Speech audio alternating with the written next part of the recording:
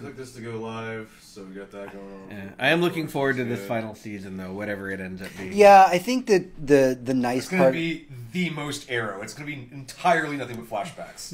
It's just going to be flashbacks. It's literally going to be the last 7 seasons, but like in reverse order. They're going to memento that shit. It's going to be like watching every season of 24 in flashback form for just like Jack Bauer like in a chair, like having a dream. Oh man. I'm happy that they're going to have a finality to it because I feel like when that happens, Well, we need it. It's been 7 seasons, right. and it's not like the show was always mediocre. There were definite like moments of greatness in the show. Yeah. I mean, it stuck around as long as it did, and it's fortunate that it wasn't just a like, hey, we're going to rip out the rug from under you and cancel you. Yeah, It's like, that is. It's Yeah, like It's the same thing with you have time to wrap it up. Supernatural ending. It's the like, let's just let this end. yeah. Right. Well, and After it, 15 years for Supernatural, you're like, Right. you did everything. You literally had an animated episode with Scooby-Doo. right. Like you've hit peak Supernatural at that point, but also like People it that just episode, they were like, wait, what the fuck happened? I have to watch this. it just makes sense because you've got Batwoman showing up. She's already close enough in character archetype to Arrow. True. Might as well just retire one, bring the new one in. You know, just Yeah. pull it. Do it. CW just needs to do with DC shows what they do with Legends of Tomorrow. Just start cycling that cast through. You It's know, gonna be weird to see though I think for Batgirl or Batwoman because What are we calling her? Or is she It's Batwoman. it's Batwoman. It's She's Batwoman. There's Batwoman and Batgirl. Is the They're two show different- called Batwoman? I believe so. Okay. like how that world exists in which Batman already existed? Yeah. Like, but we've never mentioned that in any of the other shows. But they're doing the Kal-El But- thing, right? Like he's on vacation. Right. Yeah. He's like probably training like Exactly with like what they Ra's did al with Ghul or Supergirl. something. It's like he's out. Yeah, and the Which thing is fine. and it's fine because they can do what they did with Superman eventually is that they could do a season or two of Batwoman and then like DC then loosens their death grip on it and say, all right, yeah, sure, you could put oh, that's chunky. You right could- there. you could Look at all put, that like, floating down there in the bottom. Batman That's in there. chunky fucking. Yeah. Oh, that's. why is your beer chunky? He's got a little yeast something or other. I in have there. a fucking lot of yeast. You got the up in bottom there. of the barrel when they bottled that one. The Yeah. bottom of the Oh. cistern. That's not the Chunky. right word. Yeah, literally, that's the only description for what is in the bottom of this right now. It is chunky. They did not feel. Yeah. I'm gonna start describing food that way. It's like this soup is very chunky. I think the saddest part about Arrow isn't just like Stephen Amell. It's how many characters they're putting down with that one show going. Oh yeah, yeah. They like how many fucking characters are in that show that haven't moved on to other shows. I mean, there's Honestly, most of them. Honestly, I don't fucking care. Of course you don't. You're Tony. Most of those characters are annoying as shit. They are filler. They don't need to fucking be there. They're all interesting characters in that they're all people of color. They're all Oh no, that cool, awesome. yeah, But- or some of them are combinations. Alternative sexual orientations, etc., etc. Some of Okay, them fine. even so much as like gender fluid. Some of them like with fluid sexuality. It's all like hyper representative. Even in their like Suicide Squad adaptation, they were all like that's true. very cool, very representative characters. See, that's what I get from Retiring the them rest all- of the DC shows as well. Retiring So them getting all rid of like some of at that is, once like, not is really that big kind of of a deal. tragic. Like I get that from Supergirl. I get that from Flash. I get that from fucking Doctor Who. Of course you do. Of course you do. Show. I'm not saying now we don't have these things. Yeah. I'm saying that these characters, for the most part, it's on superhero TV did it first. Right. And these characters, in and of themselves, these named characters, maybe even if they don't have comic book alternatives, if they were strictly made up for the show, these are characters that people really loved, Yeah, I people, know that probably they're a lot of people really attached to. But while Arrow is ending, that just means we're not going to have the Green Arrow. Right. The rest of those characters, I will fucking show up nonstop in everybody else's fucking shows. Probably just Legends of Tomorrow. Probably. Yeah. All right. Come on, how many times are you gonna need everybody on the fucking tech staff to show up in fucking Flash for some reason? We running need, like, fast and cybercrime is apparently tied. Yeah, we could have very Felicity closely together. Smoke show up in every show and just be like, "I fixed it." Bye. But That's how all the series are going to end. With just yeah, her but I showing mean, up some and doing characters like we might never see again, like Mr. Terrific, like stuff like that, where it's like See, I think there's not really a lot of reason chance for of people seeing like Mr. that to be Terrific than there is War Dog or who the fuck I don't know. He Raw wears a Dog. fucking hot Raw Dog? there. Raw Dog. I don't think it's Raw Dog. All right, we're going to do this thing. I think it might be Raw Dog actually. That's Tony's new superhero name is Raw Dog. New shit. I've been calling him that for a while. Start the show, Raw Yeah, Dog. I've already fucking started the show. Good. We've been fucking live. We're not talking. recording though. Like Because we gotta get all fucking- this shit together. We gotta fucking do the test part. Put it in a backpack. Just put it on. Just get it together. No, I fucking swear, you fucking people. And I mean it like that.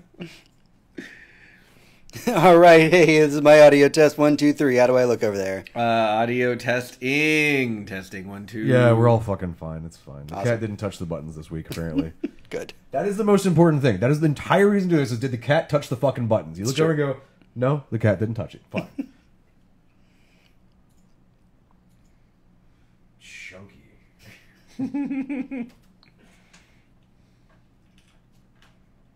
It's thick. It's thick. With lots of C's. Like, I can't call it chunky anymore. I'm gonna say it's very thick.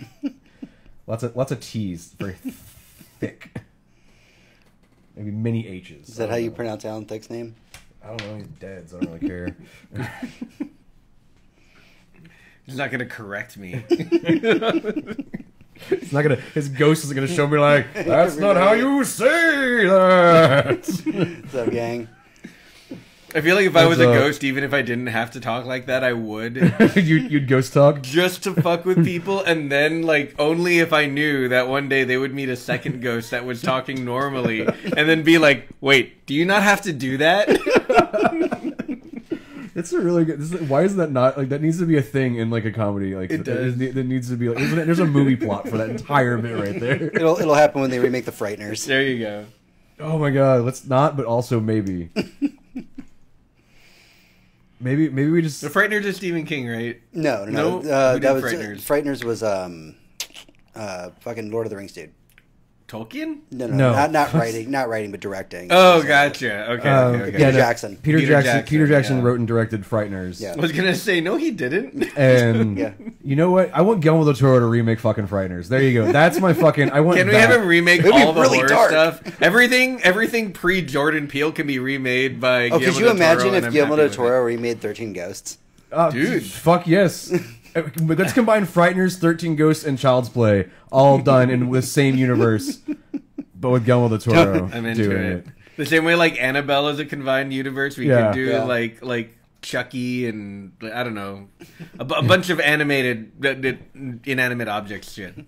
All right, let's do this thing. It's like a have ghosts just being dicks. And just... Alright. What do we truly expect from sequels to our favorite games? Adventures, gear up for an all-new episode. Greetings, adventurers, and welcome to the show. We are the Surly Nerd, your one-stop shop for geek news that might have flown under your radar over the last week. I'm your host, James, and sitting across from me is the producer of this fine show, Tony. Hi. And with us, as always, our third-tier host, Hector. Hi! If you're new to the show, welcome. This week's Boss Room will be discussing video game sequel expectations, but before that, we have a recap of all the nerd news that's fit to rant about for your ears. Don't forget that you can keep connected with us through thesurlynerd.com, where you can follow us on all social media platforms and even donate to the show. Every penny donated goes right back into the show that we make for you every week. With all that out of the way, through all the intros, let's head right into the prelude. You don't have the ability to edit that right now, do you? No, why? Text file. Oh, I just want you, where it's let me see the line of text because it's not the same thing every week. I just want to look at it so that I can tell you where I want to change it at. Because you already changed it over where it says Boss Room Right. for discussing that. But before we have it recap, I want that area to say we have a recap in our weekly raid. Okay, so you want me to just put the segment in there? I just want you to say the segment name. That That's sounds good. just. That's It just fine. seems logical that if you're naming one section, you name the other one. Sounds Because you're good. actually literally saying the end and you say that and the prelude, but not the middle one. So Yeah. yeah. Perfect. So it was just That it was works. just editorial note. I like it.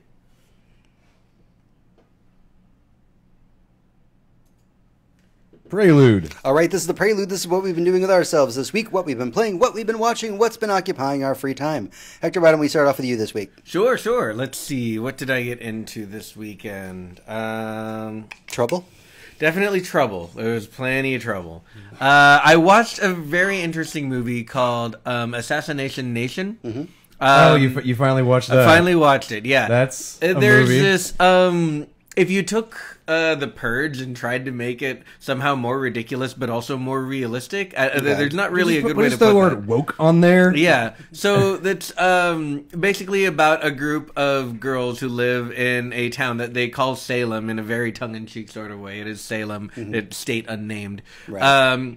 Where someone is hacking the residents of the town and usually just throwing all their business up online, who they've been sleeping with, et cetera, even manufacturing like false outrage. Like there's one guy who had pictures in the bathtub of his daughter. She was like 6 years old, completely non-sexual, but then people decided to become outraged about it, and so on and so forth. And then in one like giant fatal blow, half the town's information just gets leaked in the same day. So now everyone's shit is all over the place, and these girls, every email, every text message, every photo, everything, all your digital life is now in the cloud for everybody to go access by name. And this group of girls gets framed for it, and they go through all of that. But it's very, think very much the Purge / Trump's America / It does sound like there's a lot of like heavy, like Very social, heavy. political themes. Again, it's the Purge, but woke. Right. It's super heavy. It's all about like the way our society treats women in certain situations and minorities in certain situations.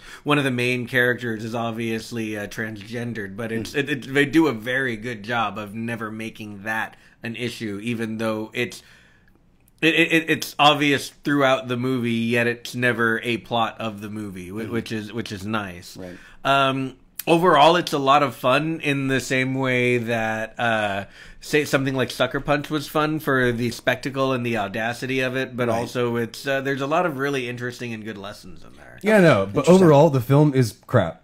Okay. Sorry, like, personal opinion on that. Like, the movie is fun and interesting, and it has a lot of very interesting points and good acting in it, but It's going to make for a very good remake someday. it's not a very good movie. Okay, so the thing Tony is trying to say when he says it's crap is the movie is never, even for a second, at all subtle. It literally just shoves shit in your face so hard that you can't help but groan a little bit. Yeah. And it never stops with that. It always wants its message to be so completely overt that you can't help but be like, no, now you're just preaching to me. But it's it the never... Wayans movie where they keep going, message, every time. Right. It's that, but at least it's not, but it's not a satire. But it never stops doing that, so there's never a point where the movie's like, all right, I'm done preaching to you now. It's literally every scene. It's always hitting you with, this is why this is fucked up, and we're presenting you this, and this is fucked up, and you can tell, and you fucking know why. Here's the next thing. I mean, So it really does club you over the head over and But over it was just, again. it was just a little bit too fucking much. It felt like the entire movie felt too much the entire time I was watching it. and that was the point of the film. Yeah, to the point where it became really obvious that they were doing it on purpose. And I mean, there the were last times, line in the movie is completely. I said it beautiful. along with the end of the movie. Yeah. I didn't know what the last words of the No, movie. but it I was just said that obvious as like, and perfect. well, I know what this line is. Yeah. It's So there's this, and the reason, and there were times in the movie where I had the exact same thought that Tony just said out loud. I was like, wow, this is fucking crap. But the more I watched it, I was just like, you know what? That feeling that I had that this is crap, they meant for me to feel that way. yeah. No, So it's, in a way, it's completely kind of intentional. well done. It's just. All right, what else did you do this week? What else did I do? I've been playing The Division 2. Yeah? Funny story. Yeah? Yeah, even though I was burned super bad by Anthem, I got into The Division 2. Going right back into looter shooters, huh? When a couple of my friends started playing it, and I will tell you, it is the best looter shooter as far as this goes. It's the most complete, full-featured looter shooter to come out, maybe ever. Probably since Borderlands 2. I'll put it that way. Something that was only a party of four. Right. It launched feature complete. It launched without a ton of bugs. It launched without any game-breaking features Right. to stable servers. And so far I'm playing it. I'm enjoying everything that I'm playing. Playing with people of different levels than me has been completely flawless. There's no glaring problems. I don't feel starved. They're not running into the issue they had in the first division, which is the grieving and the outright just slaughtering at anybody who's lower level. None of that sequels a little bit later in the show, but not to dive too far into it. Do you feel like they've improved over the first one significantly? Not only have they improved on the first one significantly, but they've improved on the pitfalls of all of the other looter shooters that have come out before then. Right. And I feel like that's the best part of the game. Okay. And we can get into it more in the epilogue. But there was questions and comments I want to make about Division 2. I just know that's what we're going to be talking about at the end. So and we'll get there. There's at least one other thing that you watched. Yes, definitely. Today I watched the first episode of Jordan Peele's The Twilight Zone, which the first 2 episodes aired last night. I only got through one of them. I put the first one on YouTube. And the first one is up on YouTube. It's also free to watch if you have Amazon Prime. And the rest you have to pay for it by subscribing to CBS All Access. Obviously, it just came out, so you don't want to spoil it. Yeah, but I don't want impressions? to spoil anything about it. My first impressions. The first episode was very, very, very Twilight Zone. And I mean old school Twilight Zone. To the point where the plot was obvious, maybe even from the very beginning. But the way it was executed with the acting and the camera work and the beauty of everything, like, it was very, very, very well made, to the point where when you finally you have the Jordan Peele introduce it, and then you have the credits start rolling, and the newly imagined little title sequence taking you into the Twilight Zone after the soft opening of the beginning of the story was just, I sat there like, fuck, that was cool. And I knew it was coming. I knew what the plot was coming. I knew what the end of the story would be, basically about 20 minutes into this hour-long episode. And I still loved seeing it because it was really fucking well done. I can't wait to watch the next episode when I get home after this podcast. That one's a remake. That one's a remake, and I can't wait to see what it's like. But so far, very impressed. Can't wait to see more. See, that's what I was worried about. I was interested to see where the Twilight Zone can go in a world where Black Mirror now exists, where we live in this, where technology's gone so much further. Yeah, but Black Mirror has a very specific relationship within its episodes, and that's the relationship between humans and technology. Twilight Zone is a show that would touch on those aspects, but also at the same time is not afraid to go to other places. Yeah, this one was very much not, no spoilers at all, but this one had nothing to do at all with technology, and was more about, it was actually about the inherent existential part of you when it comes to performing and what you take on the stage and what you leave there and what that means for you as a human being. And it seemed very much written from a comedian's or a musician's or someone's perspective, who literally it's their job to go up on stage and share their a bit of themselves with people. And it was very, very cool. And it's fantastically acted. Kumail Nanjiani was the main character in that first episode, and I mean, he's been a good actor for a while, but this was fucking great. Okay. What about you, Tony? What'd you do this week? I binged the shit of a show called Now Apocalypse. Okay. And it's a Starz series. It says millennials, but since we're also technically millennials, it's for people who are on the other end of the 20-something, or the people in their mid-20s, not in their mid-30s. Right. So it's just before the Tide Pod Eaters. Yeah, just before the Gen. Why do we allow them to exist? Yeah. Coat hangers. Those what those are. It's a very interesting television show. All right. Where on the surface it's just about some people living in LA, and they're just out of college. They're living there, trying to get their career going. One of the characters is just a pothead whose friend has parents with a lot of money, and that friend happens to that parents have a lot of money, wants to be a writer. He wants to make movies. He's shit at writing, but he's pretty. So as a pretty guy who works out, he gets hit on by guys in the movie industry and things like that. That's literally part of the plot line. And they're friends. And then there's also very weird show we haven't gotten weird yet, and we're getting to the weird part where throughout this, the pothead who doesn't really do anything starts seeing lizard people. Okay. And how specifically lizard people fucking homeless people. Okay. And Are you sure you weren't taking drugs and watching TV? Definitely. This is the plot line. Because there's the pretty boy writer. His girlfriend works for the government in some weird fashion where she just studies aliens and she knows all this is coming and happening, right. But she can't tell anybody because she's weird and there's so many orgy scenes and not just with space aliens. So have you watched, I can't really explain the show. Have you very watched well. the whole show? Yeah, I've at watched this point? all 10 episodes. Okay, all right. He's not describing the show very well. I am not. For someone who's finished it. It's very. I mean, I don't want to spoil anything that's aside fine. from the fact that there's lizard people. And people fuck them. And they fuck homeless people. They fuck homeless people. that's the plot of that. I can't. How can you explain recommend the show? I can't. Okay. I can't. I loved it. It was wonderful. It's like Melrose Place, but lizard people fuck people in it. No, it's not like that at all. This is the best description you've given There's so far. a lot. There's So a just lot of Melrose fucking. Place, then. There's a lot. There's so much fucking Is there in this anything show. non-lizard fucking related that you Dude, did this so week? much fucking in this show. Like not lizard fucking humans. Right, I mean, fucking you said other it was humans. a Stars show, and Yeah, no, what and they- was their last major show? Spartacus. So Right. I mean, Yeah. there's going to be some fucking. Yeah, no, there's a lot of fucking. There's more fucking in this than there is in Spartacus. That's Wow, that's impossible. That is the amount of fucking that is in this. Not if there's only one season. There's not. Spartacus has If you take the four first, seasons of if people you take fucking. the first 10 episodes of Spartacus versus the first 10 episodes of Now Apocalypse, there's more fucking per minute. I'm glad this has in become this. like a barometer for I- Tony's like investment in a show. All right. There's some great boobs. I Is don't there, know. is but there yeah. anything else that you did this week that didn't involve lizard people fucking homeless people? There are other things, but overall, I do suggest people try to watch Now Apocalypse. It is a very fun show. I did a horrible job explaining it because I don't want to ruin anything, and it's I have to say- just fucking weird. If you want to watch a weird ass show, what was that one that we liked on FX? Man Seeking Woman. Yeah. It's similar to it's a little bit it's absurd, but it's one ginormous series. It's not like individual Right. bits that go on and on. Okay. It's just Gotcha. one thing. Okay, cool. Let's see. Over on my side of the world, Santa Clarita Diet came back. Yeah, it so did. I need to the start it. zombie Netflix show. It's the one zombie show that I'm still fully invested in after all this time. I will watch every episode of that This show, by the way, Santa Clarita Died. If you've not seen it, do watch it. It's about Drew Barrymore trying to be a mom, but she's also a zombie. It is as absurd as it sounds.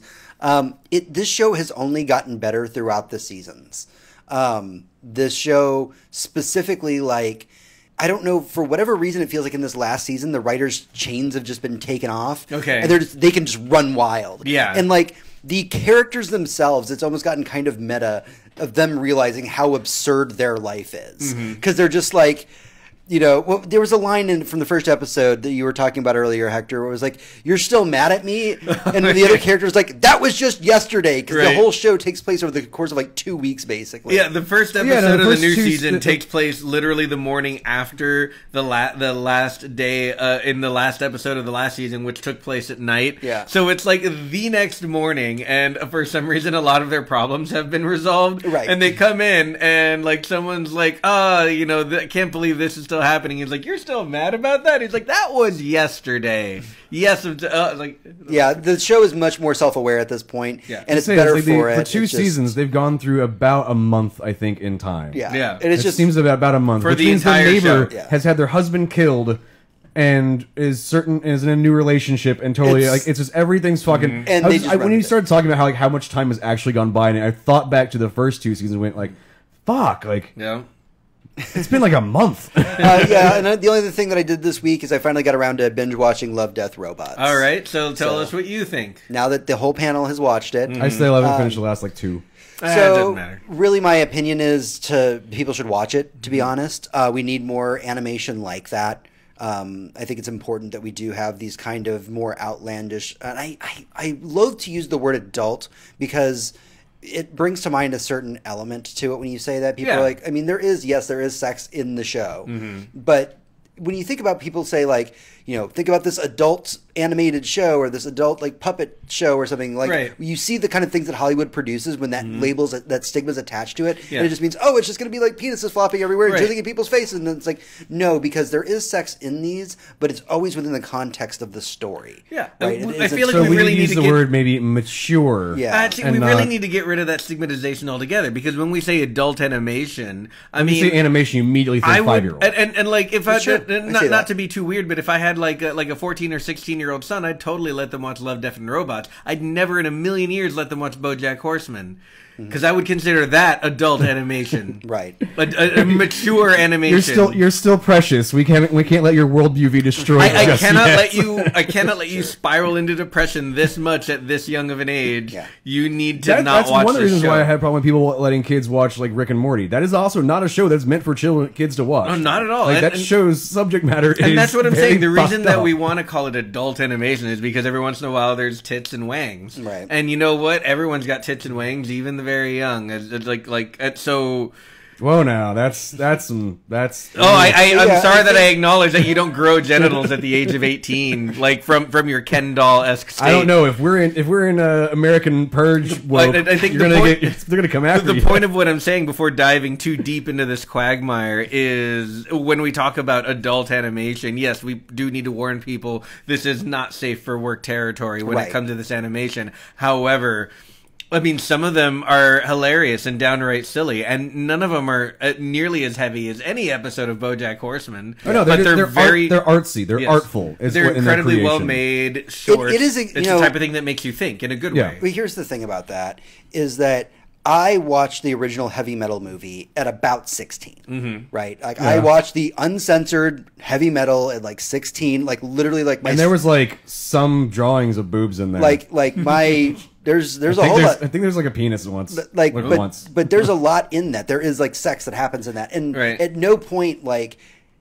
was it ever weird or like I'm watching something that's like they were adult or aliens. whatever. Right. Like it To be fair, there were a lot of aliens. this, the way that it happens, the way that it's handled in fine. the context of the story is so natural, and you just expect these things to go there. But we're getting into a conversation about censorship that I don't want to get into. Right. What I do want to talk about is the quality of the stories themselves, because you Yes. have like a David Fincher story, and then you have like all these great individual stories that not only showcase amazing animation, but also.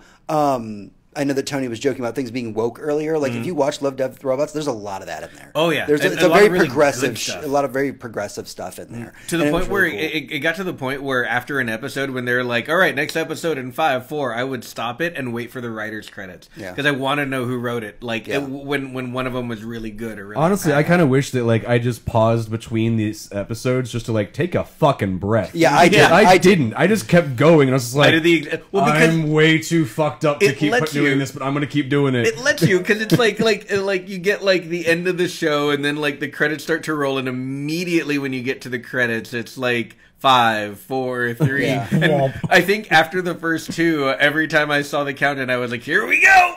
Yeah, no, you kind of like readjust your chair. You're like, all right, let's You grip your strap chair it and you're for a like, new one. "Let's see what the next one is." Yeah, I was telling you that I was actually playing Kingdom Hearts. I was streaming from my PS4 to my Vita so I could watch Love, Death, Robots. And the amount of actual gaming I did was very minimal. Like I got so invested in the show, I'm like, it's really my Vita's just sitting in my hands at this point.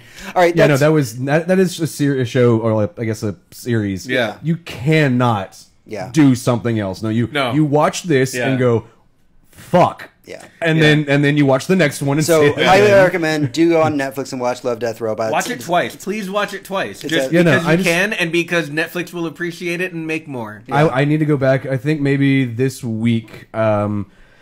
We'll see, because Friday Sabrina comes out, so I have you gotta watch it before then. I have to watch Santa Clarita and this again, And 2 episodes of The Twilight Zone. and the first 2 episodes of Twilight Zone. All right, that's everything that we have for the prelude this week. We're going to take a small break. When we come back, we'll be going into our news roundup, the weekly raid. Just going to grab some more wine. Is Sabrina I need on to grab Friday? yeah. Yes, Sabrina's Friday. Nice. See, the good thing is, I don't have triple XP in Iron Banner to do, so I can do is something. good news. So that's something I can do. I can now do something other than just endlessly PvP Destiny. Which, holy fuck, I still have to need do. a beer? Yeah, I need a beer. One with less. One was less thickness. This chunky thickness. It's like some in the bottom, and then there's one up here. It's like a layer of thick, chunky semen at the bottom of my glass. Well, stop ordering the semen beer. Well, it says Lost Gold, and I think they went a little too literal on it. Which one am I having here now? Hey, alright, so I'm now having the first of the three, which Axis is fucking great. Actually, I like Axis more than I like Lost Gold. Lost Gold's Axis. Yeah, Axis is good. Not favorite. I wanted. All right, so we need to like split one of the 4-packs because I don't really feel like spending fucking like $20 on a 4-pack of beer. Like I need it because it's too fucking much. All right, Like- let's do this thing. What are you talking? The extra special Axis they've been coming out with. Oh, They keep doing yeah. these special Oh, yeah, versions yeah, of it, yeah. and I'm like, I don't want to spend $20 on a 4-pack. That makes me Good, but I'm there with It you. just makes me split sad. It. We'll take 2 each, and it's fine. Yeah, like that to me seems okay. Yeah. But like, I'm down. It's just not. It's just too like we need to. We'll throw Axes and buy stupid beer. That sounds sounds like a good. good fucking plan. All right, let's do it. All right. It was not rainy and gross again. I'm hoping we need to. At least this weekend it wasn't fucking or wasn't entirely rainy and gross. Weekly raid. Ah, that's too loud. That's way too loud on that. That was You went all WWE on that shit. I'm gonna do it again, but I'm gonna do it from back here. There you go. Just gonna- There we go. Just a little bit of distance. I'm just gonna weekly raid. Like you're if I could just do blowing like something. yeah. Oh, I watched the fucking Queen movie. I know what it is throwing a microphone around and going. "Ah." That was really cool. I like. It was a lot of. The movie was so much fun. It really was. Yeah. I just wish they'd gone into more explanation why bicycle was what bicycle was about. Did you legit want to stand up and like dance like during the last concert at the end? I 'Cause kind of sat there. I was just tearing up the entire time. Yeah. I just sat there and be like, Freddie, Yeah. No, for real. Great movie. you're gonna be dead in like 3 months. Weekly raid. Hey, adventurers, welcome back to the show. All right, this is the weekly raid. This is our news roundup for the week. All right, we're going to jump right in with some good news because so often the news is so bad.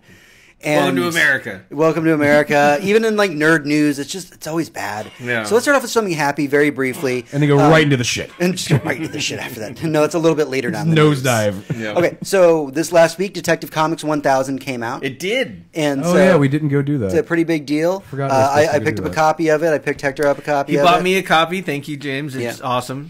But the happy news that really came out of that, very briefly, is that Marvel Comics editor-in-chief actually congratulated the DC via Twitter about it.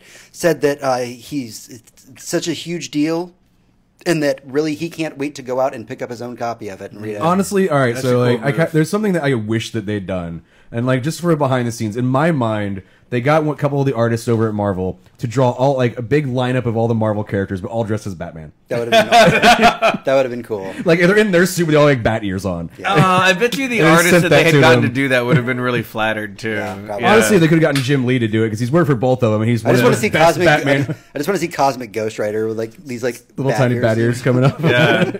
So it's awesome. We like to see this kind of culture being become a little bit more prevalent in the nerd world. We know that Xbox has been doing it for a while, congratulating people whenever Yeah. a new console Nintendo's been launches. really nice about Nintendo's it. been doing Sony's it. been Sony. not so. Sony doesn't social media very well. But it is. They don't- But they don't it do a is lot of things very important well. that we see these companies do this, and the reason for this is that when you think about this kind of advertising back in the '90s, when you had things like the Nintendo versus Genesis stuff, and how it was kind of this vitriol spreading kind of thing, that really did affect the way that we approach these advertising campaigns. And so we, during these console wars, had these very strong opinions because we were swayed by the advertising, whether we chose Yeah. to admit it or not. Now we're seeing these companies like Marvel and DC reaching, across the aisle and saying like, "Hey, congratulations on the thing that you've worked on. We know it's hard to reach that kind of milestone." Because even Holy then, shit. the comic books companies were talking shit to each other. The '90s were a time of just talking shit. There was really a lot was. of mad Oh, yeah. A talking lot of shit it. time. There's a lot of mad talking shit. And now That's the, what we did. Now the comic books companies and the video game companies, I can guarantee when Google actually has their release date for the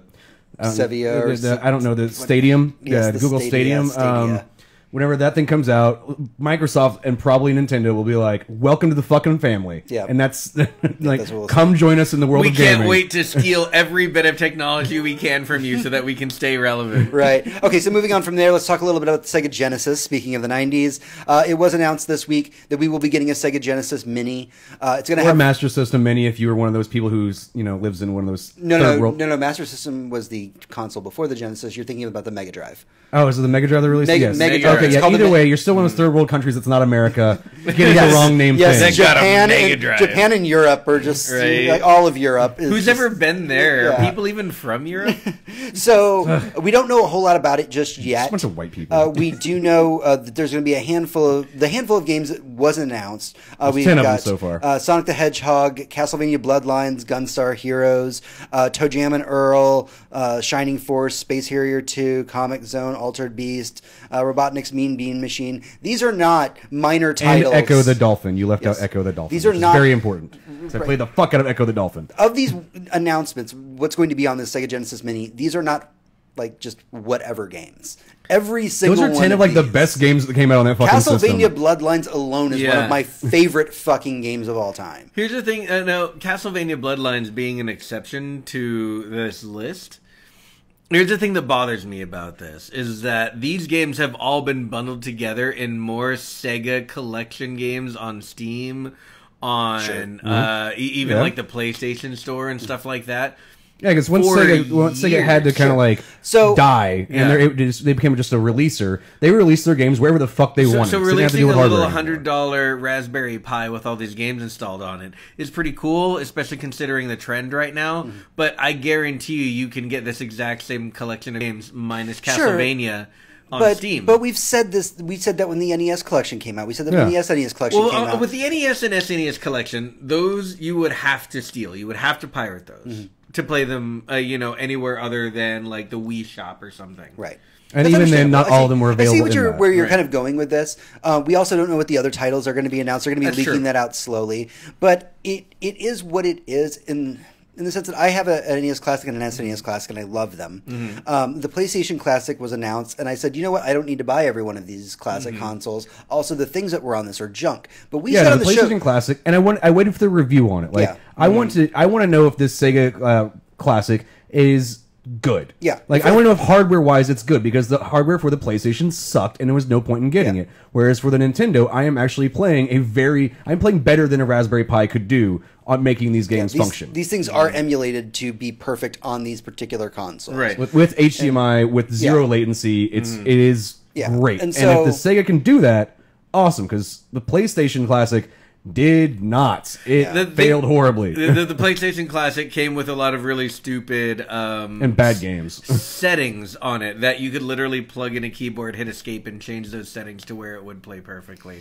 They didn't intend that, but for some reason they should have had the settings correct the first time. They should have. Instead of having it's almost worse because instead of just not having the functionality because they ordered the wrong hardware, etc. They hid it behind a menu. They literally just decided somewhere in production that these were the versions we're going with. So Tony and I said when the idea of a Sega Genesis Classic was being kind of floated around there, and we didn't know if there was going to be one or not. Mm-hmm. We if you go back and listen to earlier episodes of the show, we said we wanted the NES Classic because we had an NES growing up. Mm-hmm. We wanted the SNES Classic because you and I were Genesis kids. Yeah, growing we up. did not have access to it. That's the one that I have hooked up is Right. the SNES because I never got to play those games, so now I play them. So we have the SNES Classic, so we can catch up on that, and then Yeah. the Genesis Classic is just being able to go back like the NES Classic to our roots. To yeah, the games we and grew up specifically with. the list, just those 10 games it's alone. a good list. Yeah. were the games that I played on my Genesis. Yeah. I'm like, well, I guess I'm playing these again. Yeah, and I'm okay with all the it. Sonic games. Altered Beast is going to be so much Altered fun. Beast to is going to be on there. Yeah. We know it's going to be on there. I'm hoping like Golden Axe, Streets of Rage. Ooh, like- Golden Axe and Streets of Rage would be amazing. Yeah. So we have a great comment from their Twitch chat, which is it's like second grade again. Yeah. Just because we've got the SNES Classic For real. and all this stuff. And you know what? Our next bit of news actually leads right into that. selling us our And- childhood back Right. $80 at a time. They are, and Good Old Games literally this week they dropped the news that they put up Warcraft Orcs and Humans and Warcraft 2 Battle.net edition right now on Yep. Good Old Games. So not only did they put up Warcraft 2. Yeah. That's they a put up big one. Warcraft 2, and which just the original Diablo. or Diablo 2? They It was just put up original Diablo. it's just original Diablo. a few So weeks original back. Diablo a couple weeks ago. Now we got Warcraft 2. And Warcraft 2 apparently comes with like 2 different versions that you can pick like in the launcher of the game itself. You can play a classic mode and the one that has the fully functional BattleNet fucking service, by the way. Wow. Yeah. So So that's the thing. I was kind of interested when Good Old Games was doing this. It seemed like that maybe Blizzard was like, we don't want to spend the money to keep these servers up. Right. We don't want to spin up these old servers or have to make new ones and house these things for such a small even amount though of the it's audience. probably a Raspberry Pi to run these servers at that Oh point. yeah, no. At this point, I mean, there's like an old server blade that they probably just shipped to Good Old Games, and Good Old Games was like, Oh, yeah, clone, probably. emulate, boom. Oh yeah, done. I would almost Yeah, but guarantee no, that's the what happened. cost of it. It just seems like Blizzard didn't want to upfront the cost for keeping these games running for Yeah. the next, let's say, 5 years. And it like, feels like they're shipping it off to Good Old Games, which I just hope this is a good investment for Good Old Games, having to keep these servers running because they're not be making a lot of money off these games. Yeah. But I think they're pretty cheap. They're going to make a lot of money off people wanting to buy Warcraft and Warcraft 2. So, And they I mean, will. I do. Like, I want to go back and play this because I've got Diablo 1 in the house right now. I can just install it and play it. Yeah. It's more like Warcraft I haven't had access to in years. And imagine being able to play Warcraft 2 online against other people. No, I'm sure it there's a wasn't lot fun of the people. first time I did I'm it. sure there's a lot of people who haven't done that since they were well, children. Tony and can't wait Tony's to saying do I'm it. bad at Warcraft. Exactly.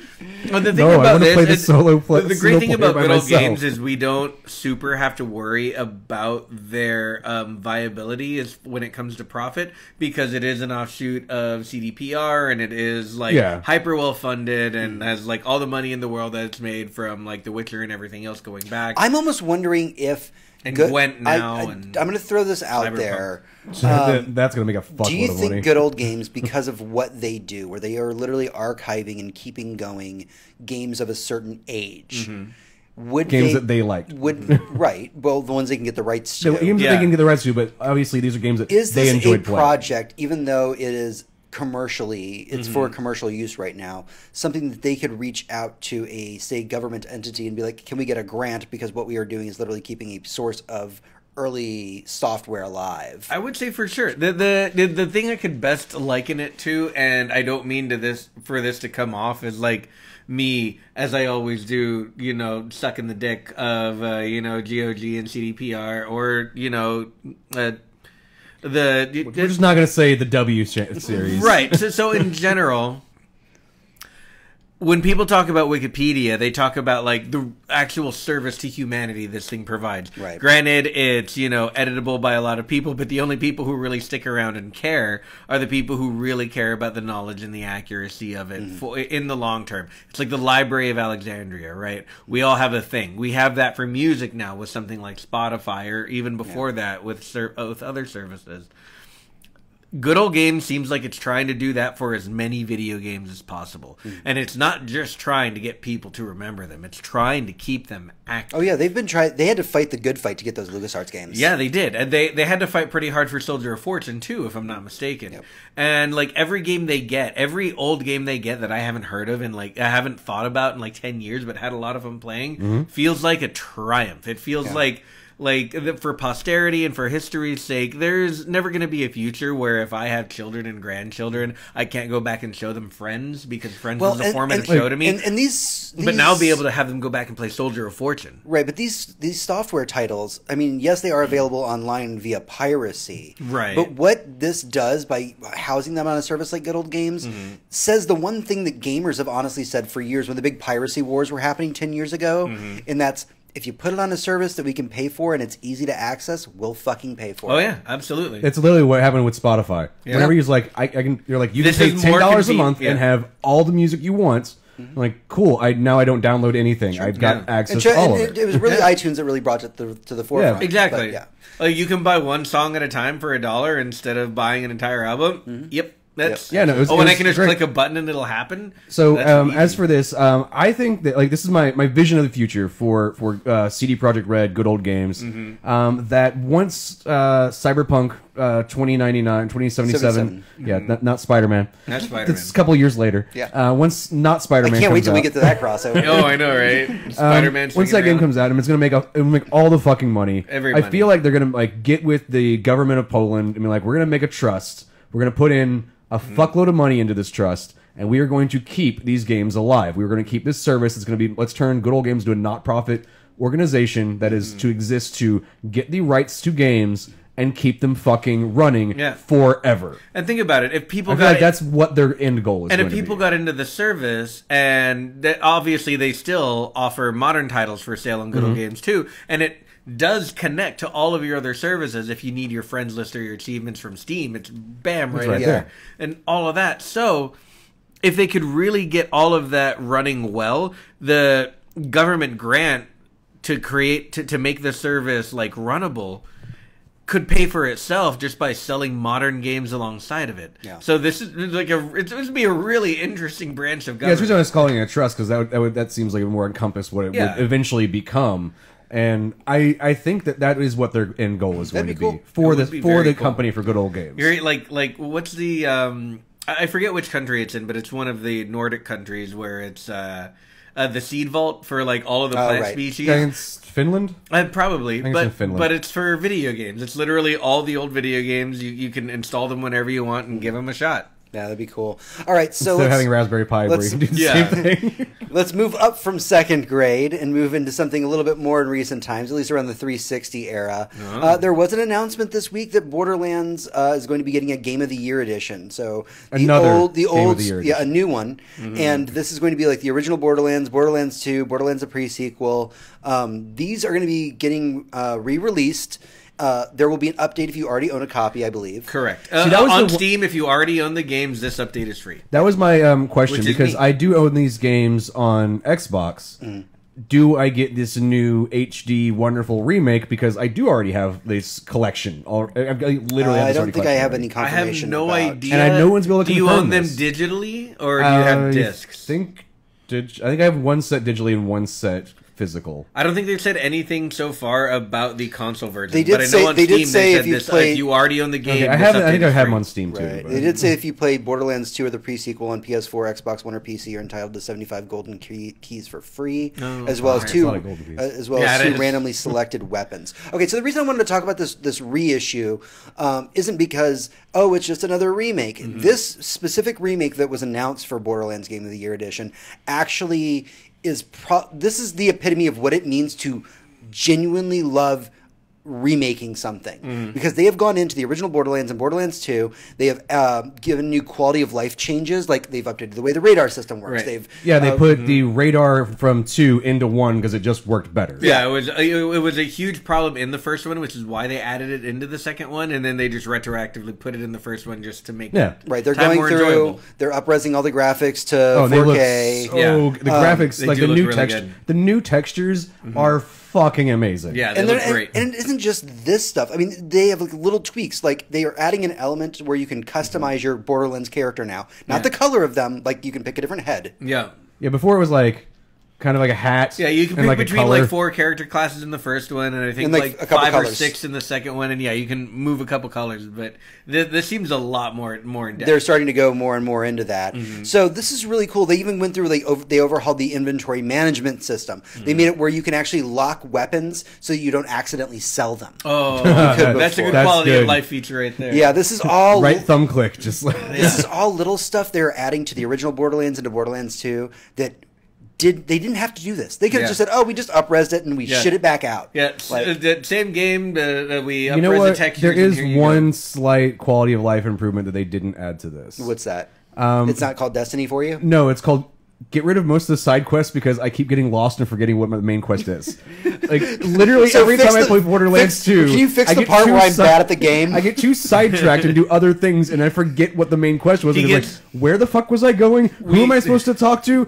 I don't know. I'm gonna go do another side quest because those keep showing up. We call that Gary of Riverdale syndrome. Gary of Riverdale. Yeah, where you can't stop doing side quests. Yeah, no, that's like only complaint with the Borderlands series is that I get sidetracked and I don't know what I'm doing, and I end up with a bunch of rewards and I kill a bunch of things. Yeah. I thought it was Gerald of Riviera. Gerald of Riviera. No. He also known as. Yes. It's Jerry of Rivendell. God damn it, Jerry. You just get super. But this is really cool that Gearbox has put all this love and effort to basically make a final version of this game. This would be their final mix of this game. Oh, yeah, for sure. This is the only thing they will ever need to distribute going And forward. Is like, it's this is the weird one. that they did this because every company, when they release an HD version of their previous games, immediately comes out with the next sequel. Yeah, and oh wait, Weird that But wait. is exactly what happened. There's more. So obviously, it was announced this week. We got the first trailer for Borderlands 3. So I couldn't. Okay, so as someone who played through both games the night they came out, Borderlands 1 was a huge thing for me. I played it co-op with a good friend of mine. When Part 2 came out, we were there like opening night, playing through it that entire weekend. Yeah.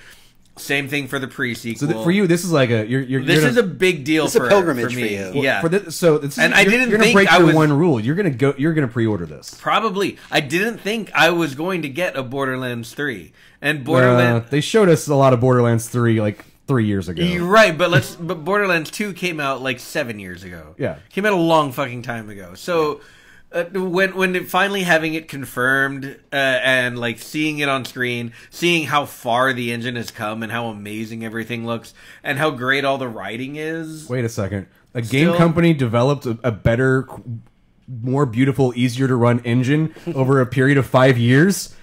That's not possible. They must not be Bethesda. They're definitely not Valve. Yeah, no shit. But yeah, no, this is going to be a big one for me. I couldn't be more excited for Borderlands 3, and I mean, pump it into my veins. I just wish this had fucking cross console play. That's the one thing. We don't know that it doesn't. Like, we don't know. I wish this is the perfect title to come out there and say, fuck you. You can play it on PC, Xbox, PlayStation, and fucking Switch all together. You can 4-party all 4 of your characters, 4 different platforms all together right now, and watch everybody go. Yeah. Okay, It'd be amazing. It would be fucking amazing. We need this. Let's get the sad news out of the way for the week real quick. We did find out this week that EA laid off about 350 people. I'm going to go ahead and read their PR line just so we can all just dive into this real quick. Hang on, I need to like get ready to pee on the keyboard after you read this news, just in disgust. All right, prepare yourselves. All right. This is the quote from EA. Today, we took some important steps as a company to address our challenges and prepare for the opportunities ahead. As we look across the changing world around us, it's clear that we must change within it. We're making deliberate moves to better deliver on our commitments, refine our organization, and meet the needs of our players. As a part of this, we've made changes to our marketing and publishing organization, our operation teams, and we are ramping down our current presence in Japan and Russia as we focus on different ways to serve our players in those markets. In addition to organizational changes, we are deeply focused on increasing our quality in our games and services. Great games will continue to be at the core of everything we do, and we are thinking differently about how to amaze and inspire our players. Oh, you could have stopped so long ago. Okay, so does everyone remember? Bingo. That was such corporate jargon. Does everyone remember the beginning of Order of the Phoenix? Yeah. So you have the main antagonist in that game, Dolores Umbridge, comes up in front of Hogwarts, gives her speech about all the things that she's changing and tweaking and wants to do. We're going to make life better. We're going to make Hogwarts, we're going to prune practices that ought to be prohibited and support things that are good and take away things that are bad. And really she means, I'm fucking with your shit. And this is EA going, we are improving X and subtracting Y, which is bad. And literally, actually, we're just firing 350 people. I hope they're homeless now. Lol, we don't give a fuck. So the quick and dirty version of this was we're pulling out of Japan and Russia, so we're firing everybody that worked in Japan and Russia. But like, also, they could have said that, and we're like, okay, that makes sense. Also, a lot of their jobs that they released were not game developers, it was a lot of people in their marketing and publishing citing that the poor sales were basically their fault. Yep. Because obviously, Because all of the poor, that's- because I'll tell you what, the poor sales of Anthem are because it wasn't marketed correctly in Japan. it needed 5 more Led Zeppelin Well, songs. Obviously, I'm sorry, it wasn't marketed correctly. They didn't explain to anyone how the loot system made 0 sense and how leveling was dumb, and there was actually no game inside of it. You're correct. That is Marketing's fault. That Yeah. was entirely marketing's not fault. mentioned by any of the marketing team. Yeah. So it's obviously their fault. They're the This ones that tell game people. blows. 100 million copies sold. Woo! You know what? I hope those people go on to find You have some to use air quotes on fantastic game, jobs. though. I hope they get picked up by actual good companies that will reward them for their hard work. The thing about what we've seen with a lot of these companies, and EA maybe being the biggest offender right now, is this kind of rampant corporate overgrowth to the point where their CEOs are no longer millionaires but billionaires. They're they untouchables. where they just keep growing and growing, and when they realize it's unsustainable, they're like, "Oh well, I guess we have to cut off this arm. Whatever, it's not my arm. Chop." Yeah. Someone released a statement that doesn't drop our stock price by more than 10 cents, or else I'll fire them. And it just goes on and on like this. These people, their employees, are so expendable To them. to them, to the point where they will fight legally to keep them expendable, and it's just disgusting. There's one more reason why I say we need to have a video game crash. It sucks that everybody's gonna be out of a job, but you know what will happen out of that? Everybody that was good at their fucking jobs will come together, make new companies that are better. I think the and other fucking not have to side deal of with the this debate bullshit. going on. We need to have every game, Or maybe everyone just who works for unionize. any Yeah, game so company. unionization is the other hot topic. Unionization is the thing. If everyone who works at every game company says we're all unionizing, one national union for all game devs and all people who work for game companies right now, and if you want to fire us, You're firing all of us. fire all of us. You know, I Done. want unionization. I want you. My 2 options are let it fall, unionize. Both of these things are completely agreeable in my mind. Let Well- one of them happen. Well, one doesn't require the out-and-out destruction of the most profitable entertainment market in the Western world. That's Disney. No, it's literally Is it video video games. games? Okay. Video games per thing make far more money than any movie could ever even dream of. So yeah, sad Speaking day of for Marvel. people over at EA. It really So sucks, far. and I really do want those. I hope everybody finds a job in quick. I actually Yeah, saw it sucks to see you a lot of go. the game developers that I follow on Twitter and Facebook and stuff like that. They actually did kind of a call to arms when that happened. They were like, "Hey, Yeah, like, if hey, you need a job, come on. We find have us." openings. Here are here are recs. Drop in your resume. We'll do what we can. Yeah. All right. So let's bring it around to some happy news here. There was a big announcement this week, one that surprised me, and it's hard when it comes to Borderlands 3 didn't surprise you enough because that was No, like, it was not that exciting. Like I was like it rustled my jimmies, I guess, but like Oh Dude, like, man, my jimmies are done spent. we knew the On game was Borderlands maybe going to 3. come out eventually. Like I was kind of when I saw that I was like, well, I don't need to page into the rest of the news the week because that's all I need is Well, this- Borderlands 3. As long as Anthony and Ashley Birch are still involved, I'm like so excited. Super so on board. I am not the biggest fan of the Child's Play franchise. Let's just throw that out there. As a horror fan, somebody who obsessively loves horror, I always had trouble with Child's Play. I never found it that enjoyable. And So for anyone who doesn't know it by its name, because most people don't know Nightmare on Elm Street, it's Chucky. Right. Talking about Chucky. And I say this as somebody who will like vehemently defend the Puppet Master series. I love the Puppet So Master like, series. let me just It's throw a that better out there. version of the Puppet Master series. I was never a huge Child's Play fan, but I understood the appeal of it, Mm-hmm. the creepy part of it. And I heard that they were doing a remake, and I was like, that's cool. And I heard like Aubrey Plaza is going to be in it. Yeah. And I was like, all right, cool. Yeah. That's that's all right. Well, we found out this week that apparently Mark Hamill is fucking playing Chucky.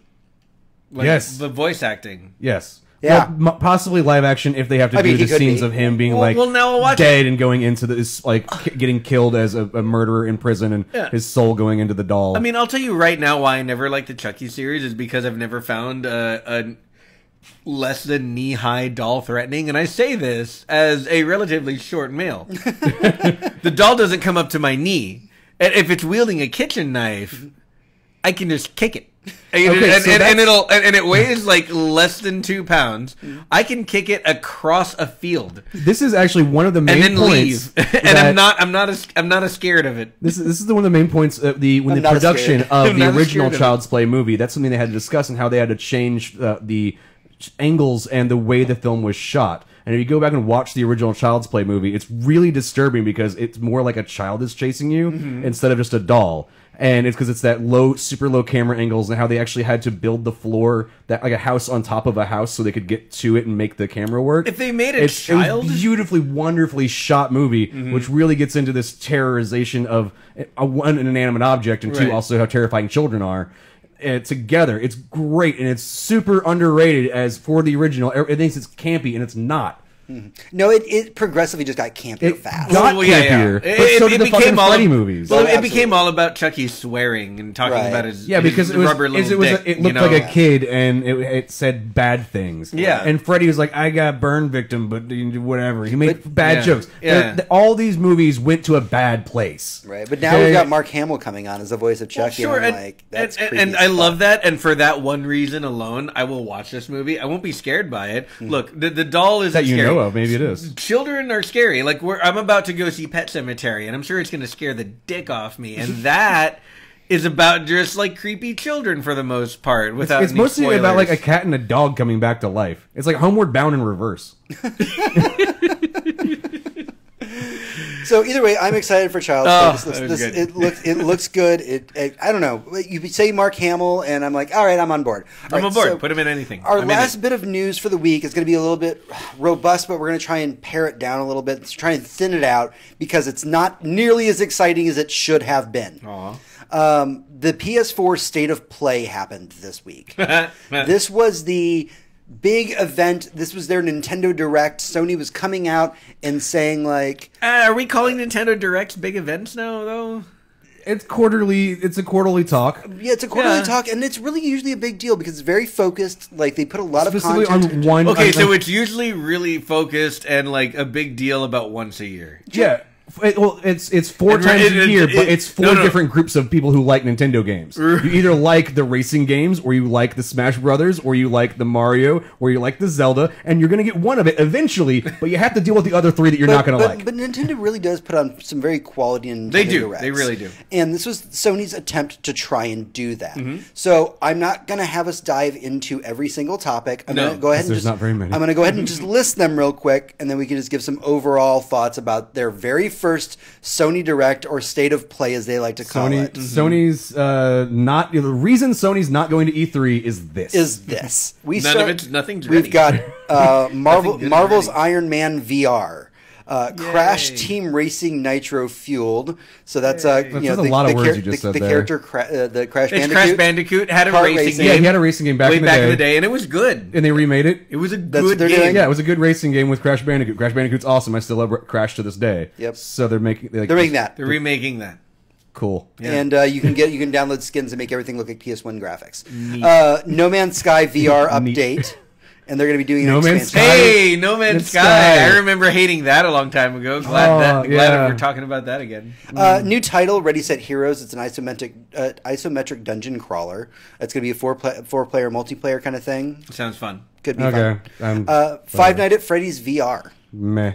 Kill me. I mean, I'm sure it's terrifying. Five Nights at Freddy's is fucking terrifying. That is awesome for like the 8-year-olds that were into Five Nights at Freddy's 4 years ago and now have full-time jobs and can pay for a VR headset. People are still very much into Five Nights at Freddy's because they just kind of keep coming out. For me, it's a game series that's already worn out its welcome. I don't see anybody giving a shit about it anymore. It was really fun 3 or 4 years ago. Kids were really into it. And now you're making a VR game for a group of population that can't have a headset. The only downside right now, it's very much a cult classic because the thing about Five Nights at Freddy's, and this is true from the very beginning, is it's always very like hidden lore heavy. So, like, are you talking about like a la Dark Souls kind of? Yes, like there's a game and you can play through it, but if you're paying attention to what's going on, you'll find like hundreds, and I'm not exaggerating, hundreds of hours of YouTube videos of people breaking down what's going on in these games, trying to figure out the plot. which is hilarious, but also not undue because it really is buried in there, and the creator's constantly giving them clues because they're not solving his puzzles fast enough. Interesting. But yeah, there's a lot going on. I've heard there's under a lot the of surface. layers to it. There's a lot going on under the surface. That being said, I can't play any of them because you can only get jump scared so many times. And that's the thing is I watched And you also don't own a PSVR, like Well, the majority of well, everybody. well- True, I can play them on play them on Steam, but yeah, no one owns a PSVR. This particular game is not going to be just PS4 centric. This will be Okay. coming out for everything. For a lot of things. So They're putting anybody it in who PlayStation- doesn't own a VR headset will also So not be playing this. 99.9% of the putting it- world will not play not this. give a shit They're about putting this. it in VR because it's scarier that way. The same reason they did it with Resident Evil 7. Yeah. All right. So actually, one of the only things that I really like that came out of this is Concrete Genie. So this is a new like PS4 exclusive action adventure game that looks beautiful. And why this has not been given more commercial name airtime, sounds dumb. anything. Well, sorry, the concept is it matches what it is. And it's the only way I can really describe it to you without you watching a trailer is a kid comes into a new town where he's basically treated like shit, and he's basically got the magic powers of Epic Mickey. Cool. Like he's trying to really interesting concept. He's trying to restore the world through like art and graffiti, basically. Okay. And it's really pretty. The music's like really. I don't know. I want this to get more coverage because it looks like a lot of fun. It sounds Wait, really is it cool. a- Unfortunately, is it a again, VR the title? name just sounds bad. Sure. That Is it sounds a like a VR bad title? name. No. This is a. They heard that they're going to add a VR mode to it, but that's Everything's not. getting a That's VR not mode. what it was made for. Okay. It was just a PS4 exclusive. It sounds fun. Yeah. So yeah, I like this- my little weird, fun indie titles. That would be cool. I would say- I just Yeah. wish they'd shop the name around a little bit more because I'm not interested based Well, on the name I mean, alone. yeah, watch the that- trailer and then maybe I reassess mean, it. like, when you, let's said, when look you at- gave me the subject, I was like, "That's a cool game idea." Yeah. Call it anything but that dumb thing.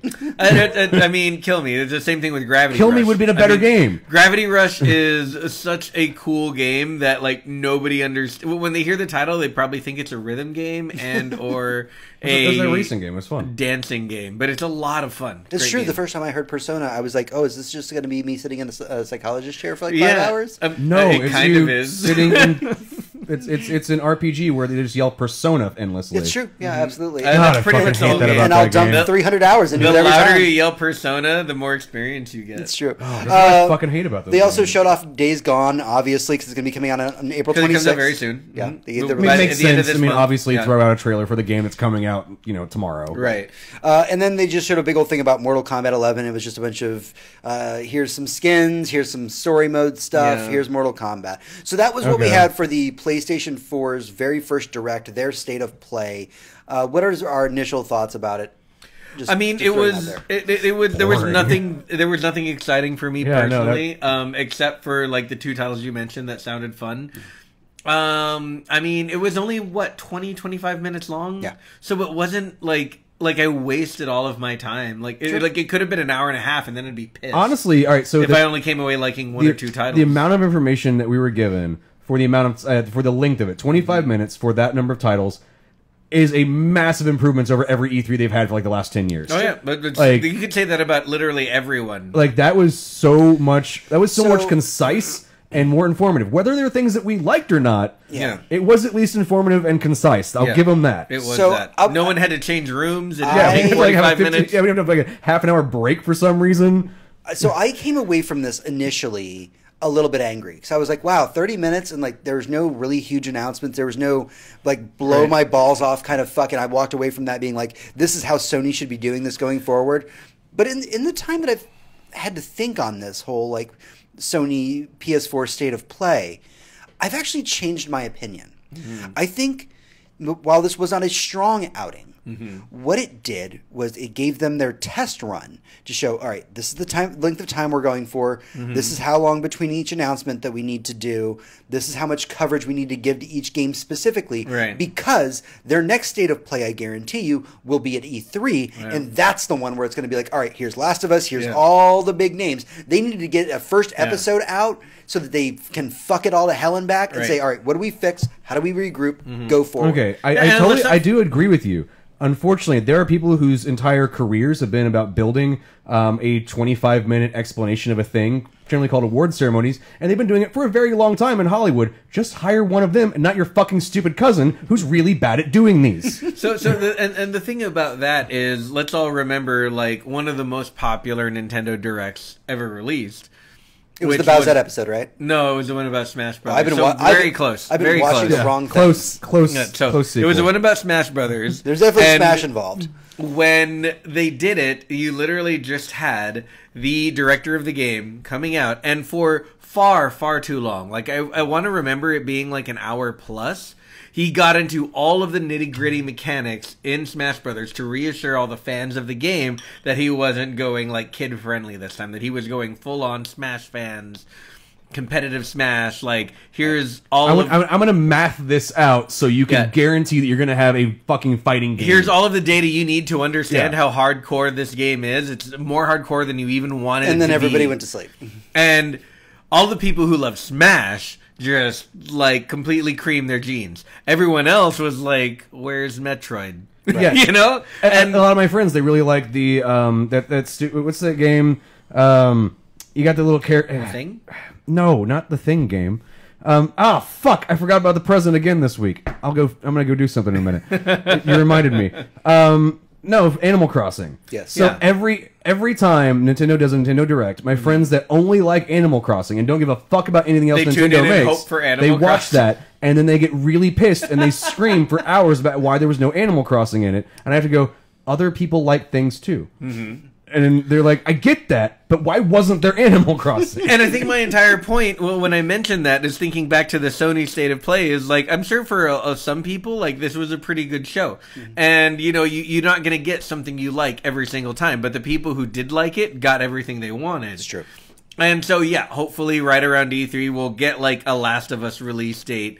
And I want you to just give me a 30-minute state of play on Last of Us. Yeah, War of Tsushima, something. Ghost of Tsushima. Ghost of Tsushima, something like that. I keep forgetting about that game. Yeah. Fuck. You know, we're gonna get because we got the one trailer and zero information since then. It's been about a year. Yeah, we're gonna get some interesting stuff about that stuff eventually, and the people who can't wait for that game are gonna be all about it. And the people who saw that first trailer and were like, I don't really care, that they're gonna be mad. I'm almost more excited for Ghost of Tsushima because they've taken their time with it. Yeah. And they're not saying anything. Whereas Days Gone, we've gotten trailer after trailer after trailer. Only in the last, like, 3 or 4 months. Remember, it was radio silence for years. But it was also on every fucking E3 for, like, 3 years. We're like, okay, I guess this is going to come out at some point. Yeah. Like, it's true. a problem. So, all right, that is everything that we have for our big weekly raid. This is our big news wrap-up for the week. I hope you enjoyed it. We're going to take a very small break. When we come back, we'll be going into our main topic in the boss room. Oh, yeah. You can spend more time watching those game theory videos about hit the dog FNAF. button, by the way. Hit what? Hit the dog. Yeah, I keep forgetting. I'm just gonna... Don't spam too much, Jesus. I only did it like 7 times. So yeah, you can spend more time watching those game theory videos about FNAF than you can actually spend playing FNAF. Really? Yes. They break down so many really great, very well-researched points about what's happening in those games. Mm-hmm. And the games don't take very long to play, especially if you're good at them and you're not, like, vulnerable to jump scares. I didn't realize that Five Nights at Freddy had such a deep lore to it. I'll send you like one of the a video about like maybe even the very first game, mm-hmm. and you will be fucking surprised how deep that game is, considering it's like 4 screens and some jump scares. Mm-hmm. It is crazy deep, and there's all kinds of Easter eggs. And the more you get into the Easter eggs, and the more you follow what's actually being told to you over like audio recording, you realize there's an entire story here. And then when the second game and the third game got released, you realized it was a set of stories, and you're trying to piece together this like ultimate singular mystery out of everything. It's nuts. That's crazy. Yeah, I mean, I realize there's a very fanatical, obsessive group that, you know, loves Five Nights at Freddy's. I just never understood the reason, and that's my own ignorance. I never played them. I figured they were just jump scares. It's easy for them to fall off your radar. Right, sure. After you close your eyes and like put your hands forward. You close them. Okay. Ah. So yeah, it was one of those There's some things. things for Yes, we have things. I love it. I've wanted things for so long. we have things for the show. Just we now have props for all of you watching live. So guys, here's the thing. And also the thing. And also the thing, and also Which the I thought it was thing. going to be way bigger. No, I that- thought it was supposed okay. to be like this big, but it's But not. you can like authoritatively like here's the thing.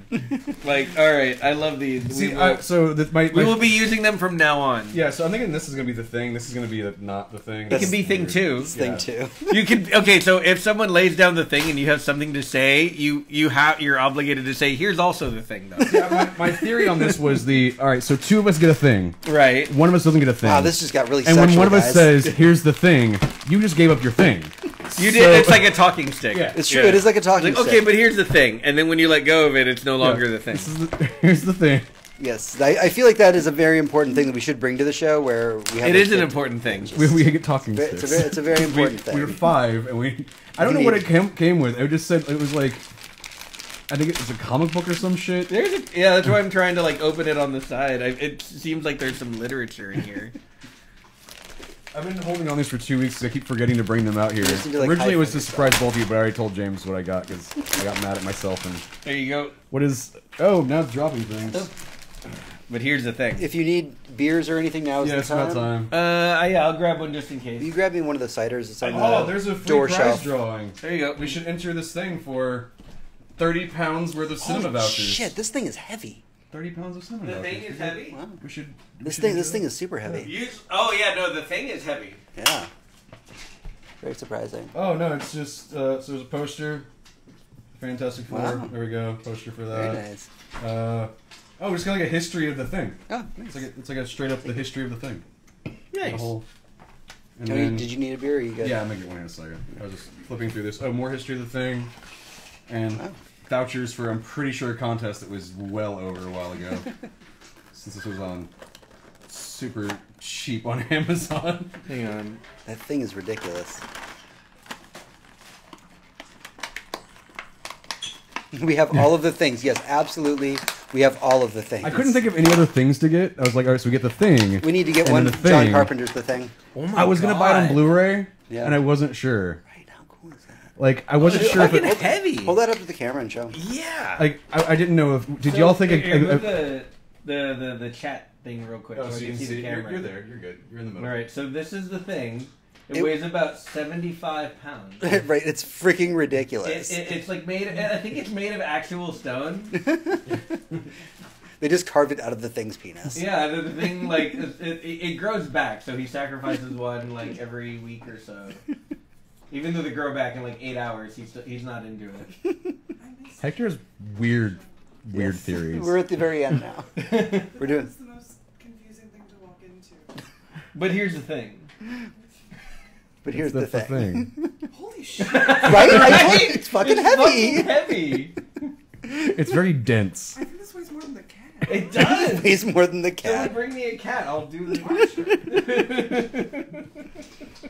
All right, I'm gonna grab a beer real quick. No, I was gonna get a Blu-ray copy of the thing. Yeah, that's the other Yeah. And I thing. couldn't figure out which because I got different ones. So I was Right. like, I don't know which one to get. So I'm gonna eventually get a.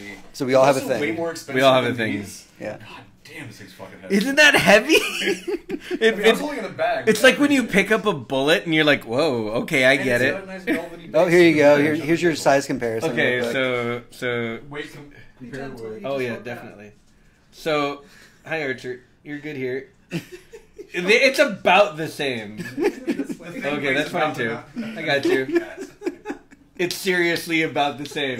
Like, I'm not kidding. Like, you got like maybe like 1 or 2 pounds on this guy at the most. I know that you come to us for only the most quality entertainment internet. This is what you're getting, comparing a figure of the thing to the size of my cat. Yep. Why are there hands? The thing. It's the thing.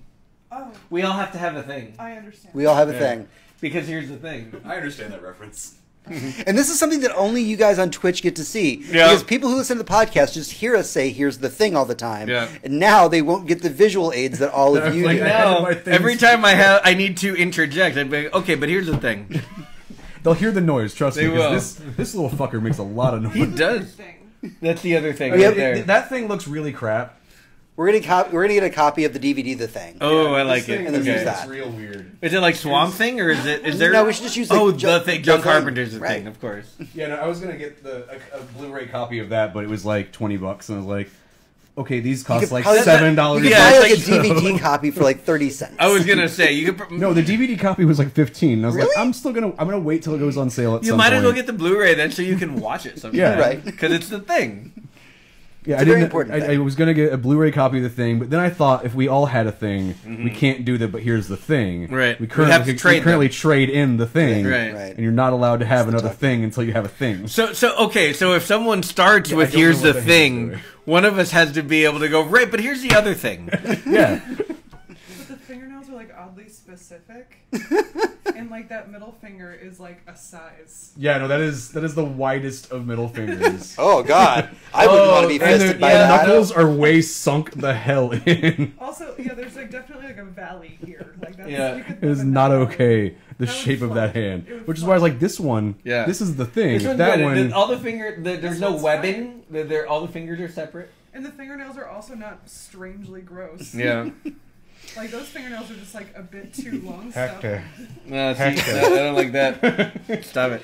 Hector. Stop it. Oh, this just got so weird. I was gonna. So I also thought about getting, is they have little tiny hands that go on your fingers. Getting us like a bunch of those. Listen, I've got a lot of things. I got a lot of things to say about this. What happened to the tiny hand we bought? We bought a tiny hand. We did have a tiny hand. I still really like the idea of someone going, "Here's the thing," and someone going, "Here's the other thing." Just because, like, we already have the thing, and that's one like more the thing. joke. It's like, yeah, but I have one more thing. It's like, oh, don't bring on the ugly thing. This is how Oh, you develop no. a podcast, by the way. Is you just sit there and think of endless stupid things that you can say on air that only the Exactly. people on Twitch can sit there and watch us do. If we keep seriously saying thought dumb about shit, this let's for- find props. Like I was going through and doing PC setup and like making new icons and shit like that, and doing things for episode 300. Yeah. And I couldn't get these in time for 300. It was supposed to be for 301. And they did come in time for 301, but I forgot about it. So now we're doing 303, and we're actually. I was like, "Fuck yeah, that finger is disproportionately large. That is That is a horrifying. disproportionate size." I of mean, a I bet hand. his I don't know, girlfriend's happy or I mean, boyfriend maybe. he's doing a triple digger. Yeah, yeah. It's- I mean, depends. Them having nails is a bit weird. Yeah, it is weird. It's a bit weird. All right, we're gonna do this Wanna thing. cup Let's, your balls? let's actually I wrap mean, the show not up. with this. This one can go over Now that there. we've made it weird, thank you for sticking with us through all of Yeah. our weird things. We got a lot of weird Yeah, I things figure, today. I figure that we can have have a a, lot of weird desk things now. accoutrement now with Yes. a For sure. hand and a thing, and Yeah. then a Blu-ray copy of the thing. I'm glad. Yeah. I'm I glad feel like the thing should be stowed aside so it's always to be a surprise. fair, I thought this. should be found. I thought everybody was going to make fun of me for this idea when I came up with it, but it seems to be working out it's very a well. fucking wonderful idea. Yeah, 'cause I think we were outside drunk one night, and we are like, we need a thing, and it was like, but we also need another thing, and then the other thing, and we're like, fuck, how many things are named thing that we can get, and I'll just be like, here's the thing. That's the old Lewis Black. Oh, it's like, you just need to build a big fucking thing. You want to make your town successful? You need to build a big fucking thing. Doesn't matter what it is. It's got to be big. It's got to be a fucking thing. Maybe orange. Maybe orange. Maybe orange. Maybe orange. God damn, this is the size of a fucking small town, or the weight at least. The weight of a small town. All right, let's do this. All right. Boss room. Welcome to the Boss Room. This week, we're going to be taking a break from the news at large to talk about video game sequel expectations. You know, that thing that we all do when we prejudge a game by a single trailer or a screenshot before we even tried it out. This week's conversation comes courtesy of Discord, that place that we all spend our time at work now that Facebook is a political shithole. The, Fuck Facebook. the inspiration for the show, this week's show, Comes comes from Reddit where we spend all our time now, but that's also political shithole. Yeah, no shit. the inspiration for this week's show comes from a discussion I engaged in around the reveal of the Borderlands 3 trailer. So this is a game that obviously people were super hyped for a long time, and rightfully so. Oh, yeah. So We've been waiting like an entire console generation for this fucking thing to come out. Easily. right, Yeah. and so one of the participants in said hype discussion, and I want to say special thank you to my friend Wolf for letting me call you out for this segment, said that the game looked like it seemed like nothing new. And that he wanted to be excited for the game, but he's cautious about it. And that comment kind of spoke to me. This, when you watch a trailer for a video game and say, you know, it doesn't seem like it's anything new, right? Right. So, this brings up a lot of complicated feelings. Because what is it to be a game sequel. Let's get really fucking deep about this. Okay. So, Right? So I've got a lot of questions. there's some questions out here for us. I've got some answers. questions. So, because for some people, they want exactly what the last game was. For others, they want new things and innovation. So our topic this week for the panel is game sequel expectations. So the first question for the panel is, before a game even has an announced sequel, say maybe your game wraps up with a bit of a cliffhanger, what are some of your expectations of the next game in the franchise? I mean, honestly, I want them to be Half-Life 3. Wow. All right, by saying that, you delayed the game by 3 years. I'll be dead before we get a trailer. It's We're fine. literally a million years in the future. But by you the time literally this just described Half-Life 3. It's like the entire conundrum right there is you have Half-Life 2 and its two supplementary DLCs ended on a bit of a cliffhanger. And all you want after that is Half-Life 3. And what are the expectations we have for that game? I mean, at this point they basically don't exist. But back in the day, back when it was like No, I think the expectations do exist. They're just so impractical at this point. Yeah. They're just like, I mean, it's impossible. My The- one the- the expectation only for thing- Half-Life 3 is point come out. That's it. No, I have see- one expectation for that game. it's the that's same the problem. expectation that you have for yourself, really. And that's the problem, and I don't mean to get too deep into this conversation That was- before we you were even not woke on started. that. I'm just saying that was a bit too aggressive there. But the problem with Half-Life 2 is that it literally changed the face of gaming for all intents and purposes. Right. It introduced us to a physics engine that is basically ubiquitous in all games today. It introduced us to a level of graphical fidelity that nobody Okay. was Wasn't even it using the close to being PhysX used card to. at the time? So theoretical third games aside, let's talk about The Division.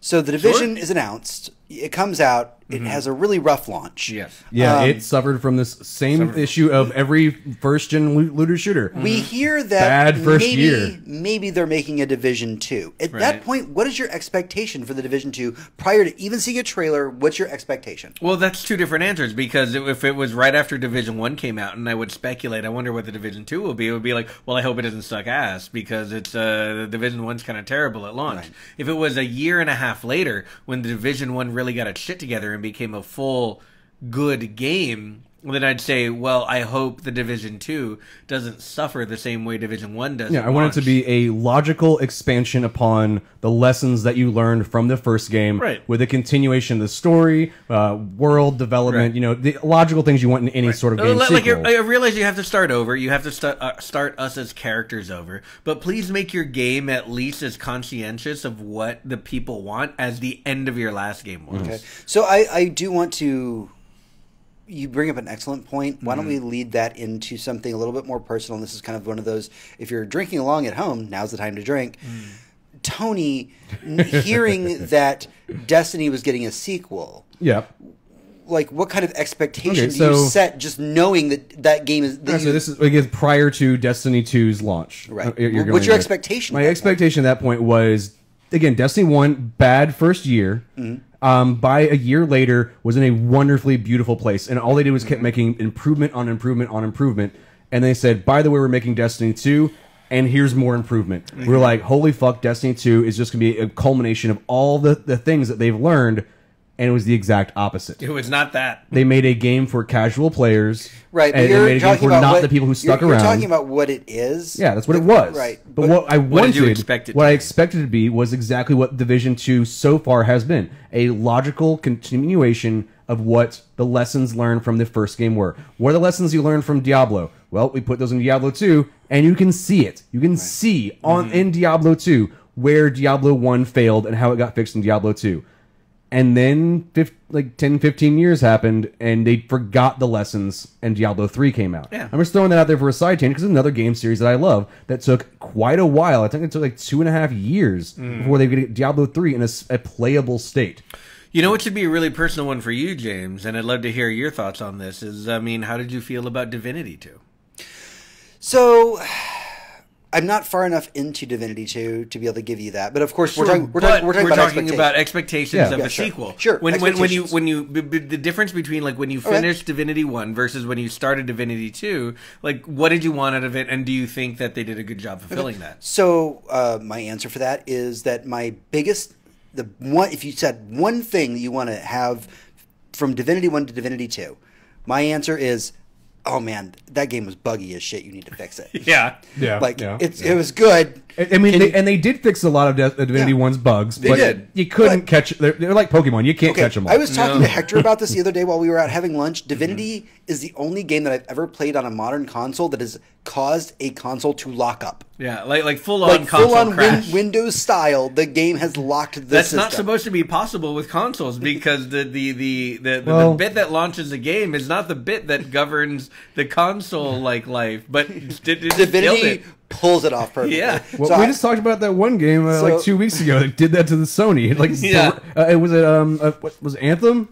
I mean, No, it wasn't Anthem. It was Anthem ruins everything. so Anthem does maybe- ruin everything, but no, it was breaking people's systems. And you're like, because it's not supposed yeah. to do that, but it still happens. I think that was Anthem. It's difficult to say what my personal expectation is when it comes to game sequels overall, because I feel like that's such a vague concept. And I say this as somebody who literally wrote this question, because when you say, hey, James, that dude who's currently wearing a Bioshock shirt, what would you want out of Bioshock 2 when you played Bioshock and loved it so much? I would be like, well, you know, I kind of want to go back to Rapture and I want to try different abilities and I want to do different stuff. And you know what? I got that. You did. With Bioshock 2. And by the way, just for the record, I am a Bioshock 2 defender. Like, come at me, bro, Bioshock on 2 this was one. good. Like, come Fight at me me, on this. yeah. Like, yeah, fight me on this one. That being said, story-wise, wouldn't you have wanted more of a Bioshock Infinite out of Bioshock 2? You know what? At that point, I was so invested into Rapture as a place. Okay. I did want to go back, but I was refreshed when Bioshock Infinite said we were going to be going somewhere else. Because I was Okay. like, all right, now I'm done with Rapture. Let's go try somewhere else out. And I want to see if I still love this new place the way that I love Rapture. That's fair. Basically. So, yeah, when it comes to a sequel, I want to have almost a nostalgia for the previous game, but I kind of do want a little bit more. Make it spicy. Bring me something different, right? Basically for it. Okay, so which kind of brings me to my next question, which is it important that a sequel always try and innovate over the last? I literally wrote the script for this, and I'm fucking it up. You're all good. Fuck me. All right, is it important that a sequel innovates over? fucked up now. Now you fucked up. Hey, Aaron, Yes. you fucked up now. All right. Now you fucked up. So, let's go. on the surface, it's easy for us as gamers to say that every sequel should always innovate over the previous iteration. Sure. However, I just want to throw this out there. Titles like Sonic the Hedgehog have suffered from trying to innovate too much. Correct. Yeah, no. So There's a line there. The biggest innovation for Sonic the Hedgehog to me was whenever they came With out. story porn. No, we're talking about video games, not your bedroom closet. Oh, God. Don't put that on me. No, whenever they came out with the Sonic game for the Dreamcast, it was The 3D one. the 3D Sonic Adventure. air quote open world game. It was a great game. It was fun and it was innovative, but it failed to really be a true Sonic game with the way the leveling system worked, but it worked better than almost everything that came out after, which was an iteration of Adventure. I think my biggest deal with innovating, and everyone get ready to take a drink. My biggest here deal we with go. innovating from one game into another is you have to know what makes your game fun. And the best example of this has to be from The Witcher 2 to The Witcher 3. Because, everyone take a drink. Yep, shots right now. You take a game that like perfectly encapsulates everything that the technology at the time could tell you about your character, about your game world, and you carry it forward into a sequel. In this case, it was from 2 to 3, but I mean, it's still a evolutionary sequel. From what I understand, 1 to 2 is also a vast. 1 to 2 was a huge leap, but The Witcher 1 was almost an experiment more than a video game. Yeah, the company barely had any money when they made 1. Right. It was literally just a project. They're like, we hope people like this. It was a full-on open-world massive RPG, but also a hugely indie title. Yeah. Witcher And it 2, shows. Witcher 2 was a AAA game when it came out. Like, full-on, great production quality, great everything. Translating that into The Witcher 3, they didn't take The Witcher 2 and just make it bigger and more interesting. They scrapped everything and remade the game, banking specifically on what made the game fun. And they were successful. And every game that does a sequel should try to innovate, but not to the extent where they forget what makes their game fun. And I feel like that is what Sonic has suffered from over the years, over and over again. I mean, Sonic's suffered because there's not a single entity that can control what the overview of that character and licensing is. So it's allowed to be put into anything and anywhere. I say this as members of my family actually are working on Sonic games that are not the core Sonic games. Right. And it doesn't have...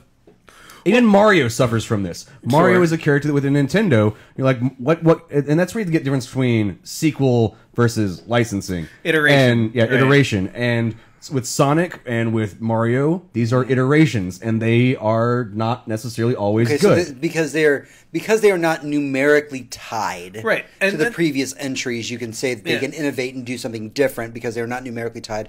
Whereas something like say Metroid Prime, when you play Metroid Prime 1, 2, and 3, you're expecting a similar experience. You're expecting Metroid Prime 2 to be a continuation of Metroid Prime. With like a little bit tweaked, a little bit better, a little bit tighter. You know, Force Unleashed, Star Wars Force Unleashed was a fun game. Great game. Very simple, not a lot to it. You played every world twice. I love that game. And then they came out with a second one. It was the best power fantasy that Star Wars has ever produced. Was the Force And then Unleashed. they came out with Force Unleashed 2, which was more of the same power fantasy. More of exactly that. They said, we're just going to make more places for you to go and lightning push and shock everybody off of things. And now you can just shove a Star Destroyer up somebody's ass. Yeah, you can That's literally all I just want. grab a TIE fighter out of the sky and hit another TIE fighter with it. It was fun, and it wasn't. You're welcome. They didn't innovate in that they innovated, but they didn't try to change what the core element of what their game was. What are those? There's this quote that's been going around for a little while. I think it actually is from Bungie. It's about every game boils down to repeating the same actions every 30 seconds. Yeah. How do you make those 30 seconds fun? How do you make people not realize they're repeating the same thing not every 30 repeating seconds? So let's talk about this real quick in terms that Tony will really want to dive into.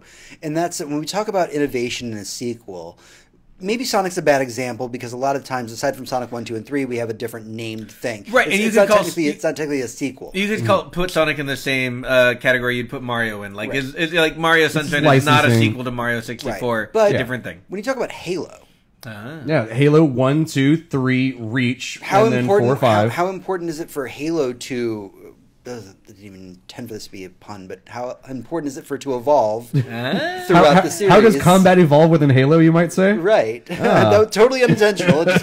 Here we are. Pretty well between games, actually. But there was a lot of evolution that did happen. We went from being a single shooter to like dual wielding to melee weapons. What came out and basically revolutionized what it was to be a first person shooter. Right. We hadn't had that kind of innovation since like Doom. It had been a good solid 10-15 years before another game came along and fundamentally changed what first-person shooters are. They literally put a lot of restrictions on what other first-person shooters were offering, and they made that more fun than the games that they were restricting. They made a tighter experience. Exactly. Instead of having like 50 guns to choose from by the end of the game, you were fighting for your life 2 weapons at a time. With the same 6 guns that you started with at the very beginning. And you could only carry 2 at a time, but that is what made the game interesting to play. Okay. So we take Halo, this franchise that has evolved throughout these games, and they've made minor innovations throughout the whole thing. So yeah, we'll go one core gameplay amazing. Bungie knows one thing, and that's fucking making guns fun to shoot in a game. And then they said, well, all right, in 2, we're going to give you 2 guns in your hands. And we're like,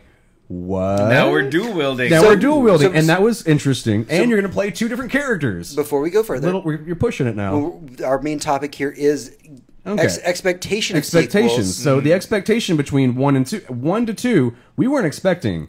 That's the reason I was saying is like playing 2 characters and 2 the expectation dual weapons was more of the same. Not that. We wanted more of the same. We were like, just give us a couple more weapons and continue the story. What they gave us was way more weapons in 2 hands and in a second character, which was ridiculously large as an improvement. Being a gigantic fan of Halo 1 for years before Halo 2 was even announced, all I wanted in the entire world was the exact same game with more of the story in it. Right. Yeah. All I wanted was the gunplay was so good, you just wanted more story. All I wanted to know was what happened to Master Chief after the end of Halo. And honestly, 1. that is something that even through 1, 2, 3, Reach, and 4 and 5, I will still say to this day, the gunplay has gotten nothing but better.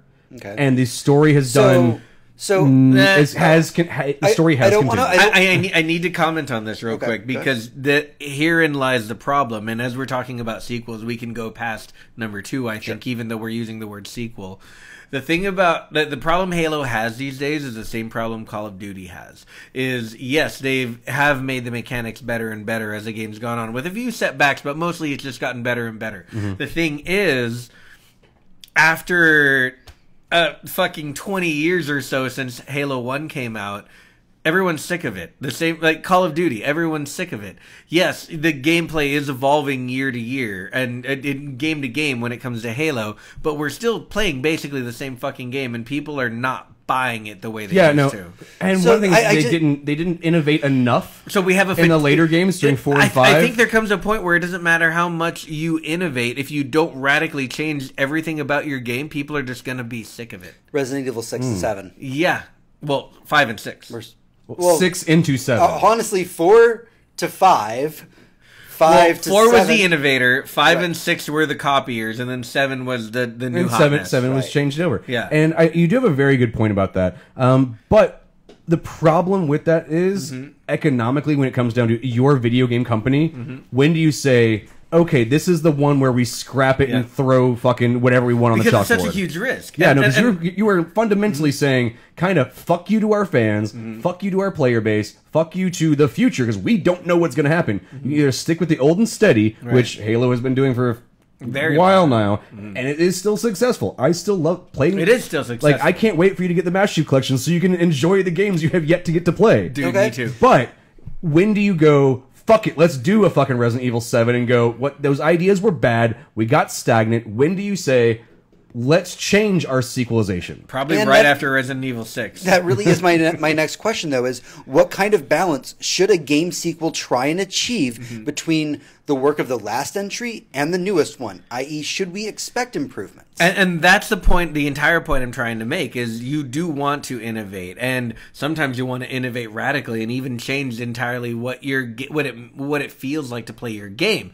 All of Resident Evil 6 versus Resident Evil 7. You have the like insane bro shooter fantasy up into the just survival horror, like fighting for your life the entire game. That being said, if you don't, people will get really tired of playing your game, no matter how good it is. It doesn't matter how good it is. Eventually, you'll Call of Duty yourself, and people will be like, this next game's really a lot like the game I've been playing for like 7 years. Code Veronica, and this is not everybody's most popular opinion, but Code Veronica is my favorite Resident Evil game. Okay. However, I really didn't need the next entry in the Resident Evil franchise to be another Code Veronica. Right. It being a Resident Evil 4, that was what I wanted. Yep. Right? Resident Evil Code Veronica to me represented all the years that I've played of Resident Evil, refined, put into a tight, fun story with some awesome action scenes that were horribly redone in the movies. Yeah. And then we've made a new thing after that. I think the reason I love Code Veronica so much is it's I don't think we're using this word enough, refining. We're taking Yeah. off the rough edges when it comes to a sequel. My expectation when it comes to a sequel is Improve on the last game. improve, Okay. like saw off those edges, like really get All right, to the meat of what I've it got is. a question for us about this, because this is specifically into what we start with. This is about Borderlands 3. Okay. Which really have to go into Toe Jam and Earl for a second. Sure. I've been playing Toe Jam and do it. Earl, the new version of Toe Jam and Earl, which has come out, and it was a project done through Kickstarter, and literally to remake the franchise. And it's a remake. And I get that. It doesn't innovate as much. It's the same game that I had in the 80s. It's coming out in the new Yeah. Sega, or rather remake of the old Sega. Right. And I'm not getting a lot out of it. And that'll be in my review at some point, whether it be audio or video. We're still going to talk about that. I'm drunk enough to talk about it now, so it's fine. It's fine. But Borderlands 3 and that Toe Jam and Earl have been such a long time since we've had one of those games in that universe that whenever you add to them, whether it be Toe Jam or fucking Borderlands, where do you go? Okay, in the case of so- Toe Jam, it was the keep it the same because you want to have the familiarity. Your fan base is your fan base. Okay. Borderlands 3, how do you innovate? Do you scrap it? Do you throw fucking like anything at the wall? I Because love 1 and this. 2 were amazing. I love this because I'm pretty sure Tony didn't read the notes for the podcast. Nope. No, definitely I don't. he did I not. very rarely ever do. But I'm that just really good at actually making logical arguments. Is the next main question that I have for the panel, and that is, Does or should the length of time between titles have a relation to how much a game should be innovated or improved on? So we're talking about Toe Jam and Earl. Yeah, in this case, it's a throwback. It's been 20 years. It's been well more than 20. We don't need to improve on it. We need to have. Well, it's a throwback Right. game. We Right. need to Right. We just need to Hold remake on. the game. And even going back to Sonic, Sonic just very recently had a nearly entirely fan-funded, nearly entirely fan-made like remake of all the original Sonic games, but like new worlds and new everything. And that's a best-selling Sonic title in like 10 I years. remember when they came out with like the remakes of 1 and 2, and I was like, "Holy shit! I get to play Sonic again." Let's make So- something a little more relevant, a little more timely. Yeah. I think. Okay. My example here is Kingdom Hearts 3. Ooh, did not live up to the expectations of the previous two Hold on. games. People have said, and none of us here on the panel have played it. True. There are two different opinions about this game. One seems to be very much it's the final entry of the Kingdom Hearts trilogy, but it didn't innovate enough. It's more of the same. And the other side of it is I just wanted more of the same. It just took them fucking 12 years to get to this point. Actually, yeah. And this game is a crux of what we are talking about. One of on the show. my close friends, because I'm still holding off on Kingdom Hearts 3. It's going to be on my this summer when I'm just bored for a week. I'm going to play it. Yes, if anybody would like to donate a copy of Kingdom Hearts 3 to the show, you are more than welcome. You can also to. hit us up on patreon.com/silly-nerd if you want to donate. We need to put that in the intro. And if you want to donate, just tag it like buy Kingdom Hearts 3. And yeah, there's no. You're you forced just to do play that, it, by and the then way. I'm If we forced to play are. it. If you buy us a game, we will We're forced to play it. 100% play that So game. in Kingdom Hearts 3 case, my friend of mine who has played it and knew how much I liked Kingdom Hearts 3, he said, "Do you like Kingdom Hearts 1 and 2?" And I was like, "Yes, I've beaten him so many fucking times, 100% the things." And he's like, "Cool. It's just more of that. So I hope you just wanted more." And I'm like, actually, at this day and age, I don't want more. I wanted a much more concise, simpler version. But we are going back to that earlier point we just made mere minutes ago, which is it's been so long. It's been so long. Like, people Yeah. just want more of what it originally was before they try something new and different. Think about Yeah. how far video game storytelling, even just inside of Square Enix, has come since Kingdom Hearts 2. Oh, yeah. Yeah, no, the dude that made Kingdom Hearts 2 left and made 15, and it's a way better story than Kingdom Hearts 3. So when that you intro. so when you go back and have Kingdom Hearts 3 be basically identical to Kingdom Hearts 2, even though you've had those advancements in the meantime. Yeah. Again, that was one of my complaints with Square Enix for so long, because I played Kingdom Hearts 1 and 2 and was like, they can tell good stories. Right. And then I play a Final Fantasy game and go, no, they can't. They don't know what the fuck they're doing. And then finally Final Fantasy 15 comes out and I go, they can tell a good story because it's from the makers of Kingdom Hearts. Yeah. And then they made Kingdom Hearts 3, but a completely different team that didn't quite understand what the fuck they were doing and what made Kingdom Hearts amazing to begin with. The original creator was still on it. So. But what the story You have was not about, played it, so you can't pass final judgment yet. I just again, want to throw that waiting, out there. I'm waiting. I know. I just have this feeling like I'm going to be let down. Yeah, I just saying, yes, the expectation is a problem, and that's a discussion. That's that hype train episode that we did a while back. Yeah. But maybe the expectation of sequels is something we should talk about real quick. The expectation, whenever something gets announced, like Borderlands 3. I'm pretty sure that is the title of this podcast. Yeah. Well, the thing about Maybe. I don't know. I've typed it and I forgot. Right, and the thing about the thing about expectations for sequels is that we don't know what to expect until someone tells us it's coming. So when we see something like the trailer for Kingdom Hearts 3, we're very much hoping that it's like, it obviously looks better than Kingdom Hearts I've got a 2. question for you, Hector. What is your expectation for The Last of Us 2 right now? Right now, it is entirely Based on that one entirely based trailer out of the thing. trailers I've seen. I'm expecting a somehow better version of Uncharted 4 crossed with all of the grittiness and realness and emotion of The Last of Us. I'm expecting that kind of fluidity, that kind of amazing graphical fidelity and gameplay,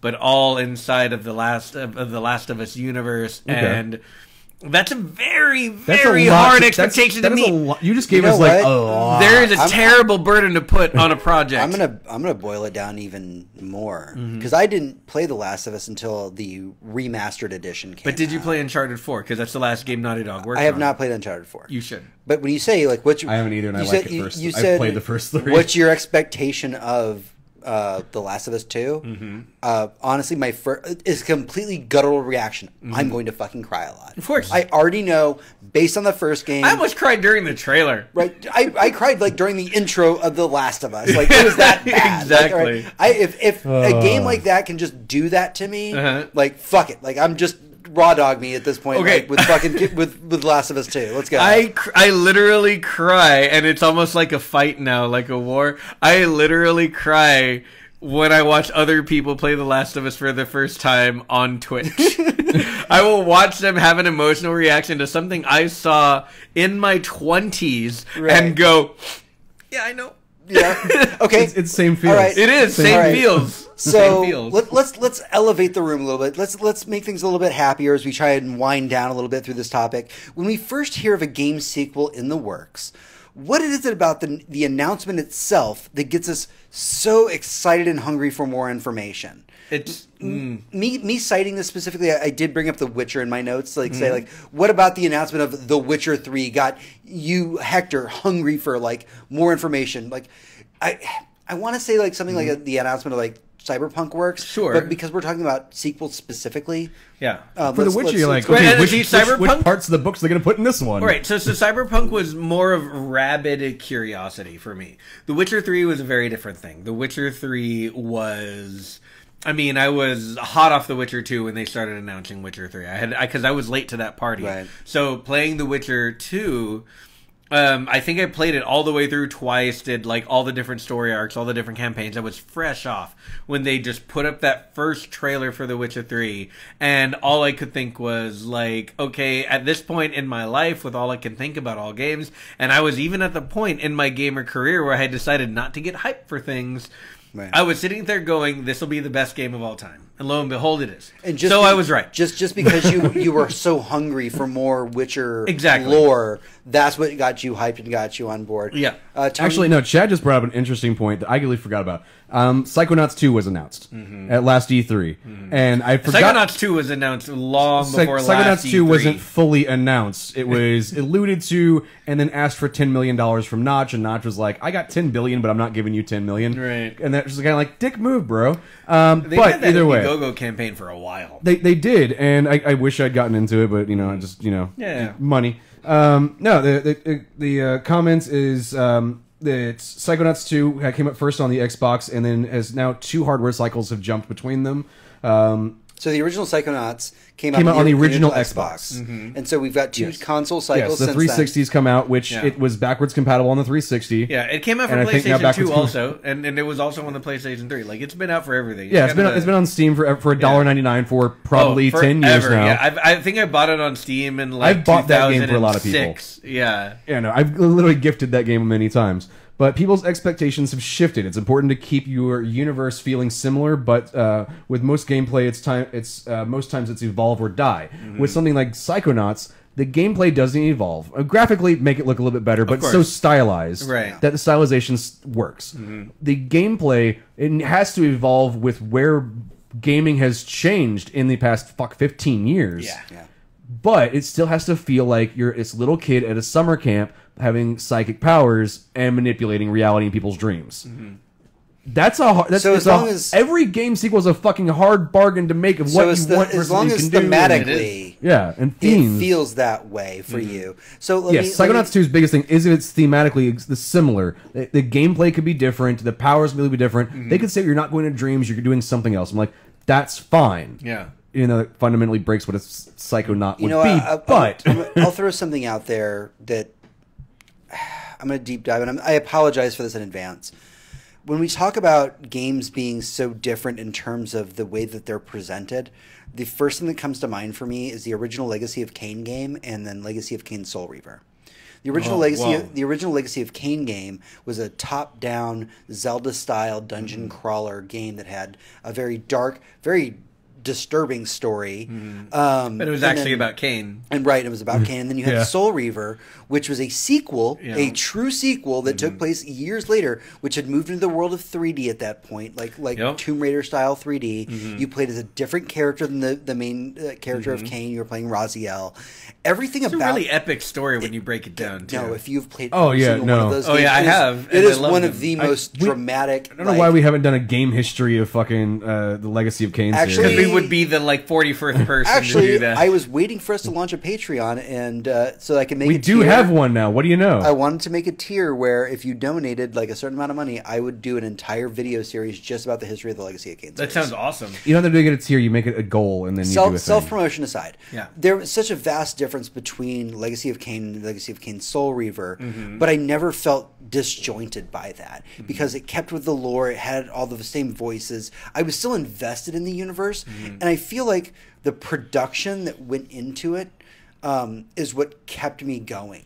Right, the fact Yeah. that the people who made those games loved them so much, I think that's a big deal that we don't talk about. It is, yeah. Loving you can always tell when someone is really into the property that they're doing when they're making the next one, right? Yeah.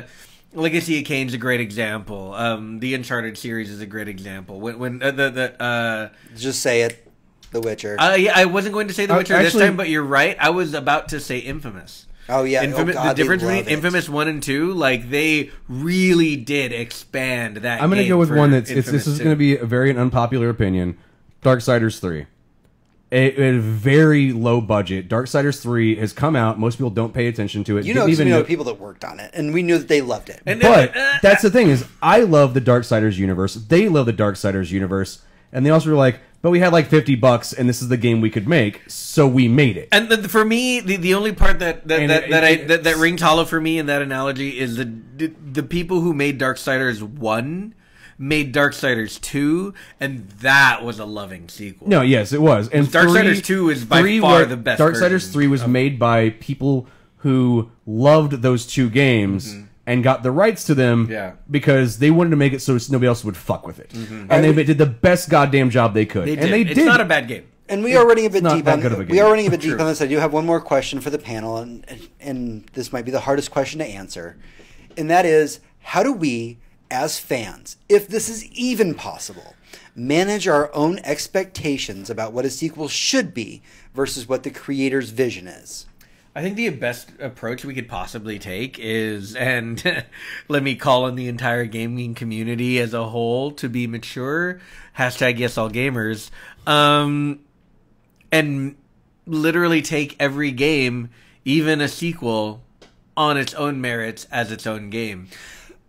I really want to quote Twitch chat on this, by the way, because holy shit, this analogy that Twitch chat just came up with. Hector, can you read that out loud to our audience? Okay, so a good sequel is a lot like porn. I can't define it, but I know when I see it.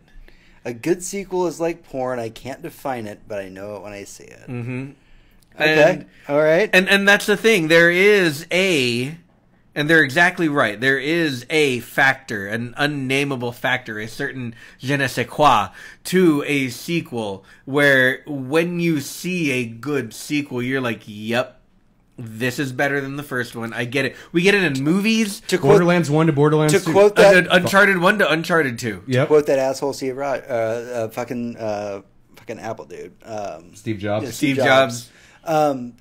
The customer doesn't know what they want until you show it to them, right? And so it's weird that we sit here and we have this discussion about what a sequel is and what we think it should be, but ultimately it really is for the game studios to show us Right. that. And again, I feel like there were probably a good group of people going back to Darksiders who went from Darksiders 1 to Darksiders 2 and were like, this isn't the same game. This isn't what I signed They are up for. massively different. Right, because they're massively different games. But Darksiders 2 was a better expression of the Darksiders world than Darksiders 1 ever was. And they managed to weave that into the lore of the different characters you were playing to make it interesting. That's a good fucking sequel. All right, so one of the things that we do as gamers need to remember that we aren't the ones making the games. We aren't the designers. We aren't the storytellers making We them. We not don't have been- that vision. And if we did, And- we'd be making games. And the reason why I bring this up is Star Wars Episode 1. We loved Star Wars. We're gonna go there. as kids. and we knew that we knew he was going to do prequels.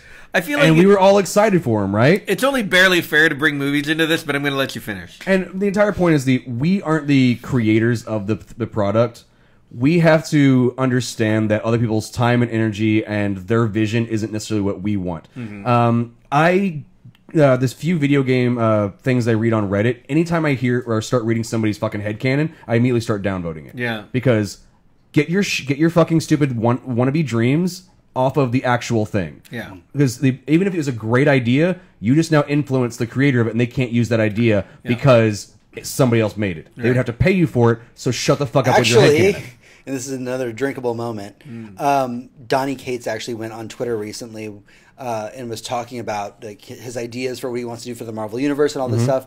And he said in his Twitter account, "Stop sending me ideas for things that you think that I can write, because every single time you say you should write this or do this or do You literally this, can't do it. I can't do it. do it. I Yeah, no. legally can't do it. No, Even if it was already my idea. Yeah. So that's one of the things that I specifically had to pull out with the Destiny subreddit. Some people it'd be really cool if we had this kind of exotic, or our powers were this. You can literally see the writers going, scrap that idea, because the moment they read it, they are now legally obligated to pay you for your idea. And imagine so the things don't they might fucking close write off. bad ideas. Imagine them any talking idea. about really good ideas about Yeah. lore. Like, it'd be really great if these characters met and they did this whole cool thing, and they're like, Can't do it now. We were doing that, and now we can't. Yeah, no, that's just So there it goes. take all of your fun imaginary ideas and keep them in your fucking head and not in the world, because other people own the thing and they're actually making it. And I think that was part of my first point, was if we can accept all of our sequels as games on their own,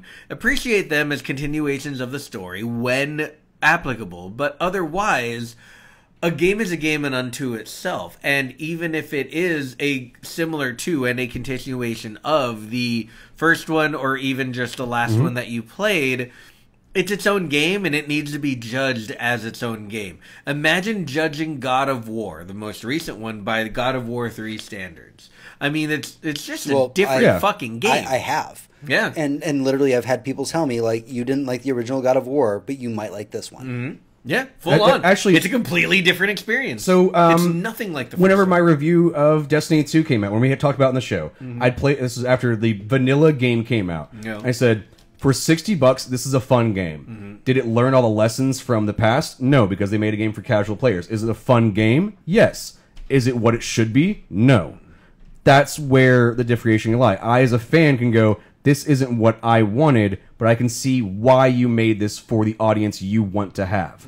That's where you have to come in and go, this is a company, this is a game studio, these are people behind the scenes looking at the numbers, being like, who do we want to influence? Who do we want to come on board and join us for this journey? Yeah. And it's hard when it comes to video games. It's way easier for movies. Making a sequel to a movie is buy the rights, make the thing, hopefully somebody watches it. That's kind of how it goes. Video games are way more fucking complicated. Right, well, that's a great thing about writing a movie, even a sequel to a story you've already written, is all I really have to do is write an engaging story, and someone else will figure out how to direct it and 3 how to acts, shoot you're it. fucking done. You follow the same formula you did before, and you're fucking golden. Right. If I make a game sequel, I don't need to stop worrying at the writer's room. Now I have to worry about, is the game fun to play? Is the game accessible? Is The game... engine being updated. Are we making quality of life changes based on other video games that have come out in the last 3 to 20 years? What new technology do we need to learn in order to create this new game? Yeah, no, it's way more complicated. Yeah. And that's fundamentally why I think sequels to films do better than sequels to video games. Yeah. Overall, I really think it's hard to truly define what our expectations are as gamers when it comes to video game sequels. The fact of it is, we're all unique individuals, and we'll always have an idea in our minds of what the perfect follow-up to a game series that we love is. The most that we can really hope for is that the people that are working on those sequels have as much love for the series that we do, that they create, as we do as fans of their works. And they bring that into the development, into the storytelling of every single game they make after that. I think this is the best we can do here. Yeah, for sure. Because everybody's going to have an opinion about what a sequel should be. You know what? Opinions, again, like assholes. Everybody's got one. Everybody stinks. I really tried to end this beautifully, and Tony just brought Hey, it you know home. what? Some assholes... I'm poignant. Some assholes smell like The Witcher 3, so I mean, just line up those assholes. Like a really sweaty and I'll just, horse. like, fly in there. Sweaty horse. If you have any opinions about any of the news topics that we've talked about this week, or any opinions about video game sequels, and just how you feel about them in general, what you like, what you don't like, Tony, where can they find us? Where can they talk to us? I'm going to throw it first, patreon.com/thesillynerd. Go ahead and subscribe to us on there for as little as $1. And then, or other levels if you'd like. We're having, we're adding more content to that, as we can. Yeah. Come up with new ideas. Send us more information or any ideas you have over at, like, the Twitters at the Silly Nerd. Like, tweet us some shit. Yeah. At the, so if you got any ideas for Patreon stuff, or facebook.com/thesillynerd, or thesillynerd.com, or info@thesillynerd. Or I'm tired of saying this over and over again. I just need to, like, I need to program this into a button and just be like, insert all the things. And be If you done want to with it. listen to this podcast again later, we're on Spotify. Yeah, etc. always listen. Subscribe to us on Spotify, Google, iTunes, all that. iTunes, yeah. Stitcher, Like us on Facebook for sure. like us on all the things. Look at our subscribe to us on memes. every single one of the things, but then uninstall the app so it just counts as a subscription. We don't care. But watch us on Twitch because there's so many Which is amazing Yeah. what's the address thing- for that? Twitch.tv/thessurly nerd. And Yes. the thing about watching us on Twitch is that there are things. Yes, there are many things That you can't see when you listen to us. that you That's can't. right. You can also. It's very hard to see with your ears. All right, I've had a hard time doing that. that is everything we have for the show this week. Thank you to all our adventurers who tune in every week. Until next week, for Tony, this is James. For James, this is Tony, And I'm Hector. Adventurers, good night. and good thing. Yeah, I'm keeping it that one. That's because- good. I like it. Thank you, everybody. I gotta hit because off. the things. You've been fantastic. Thank you, Twitch.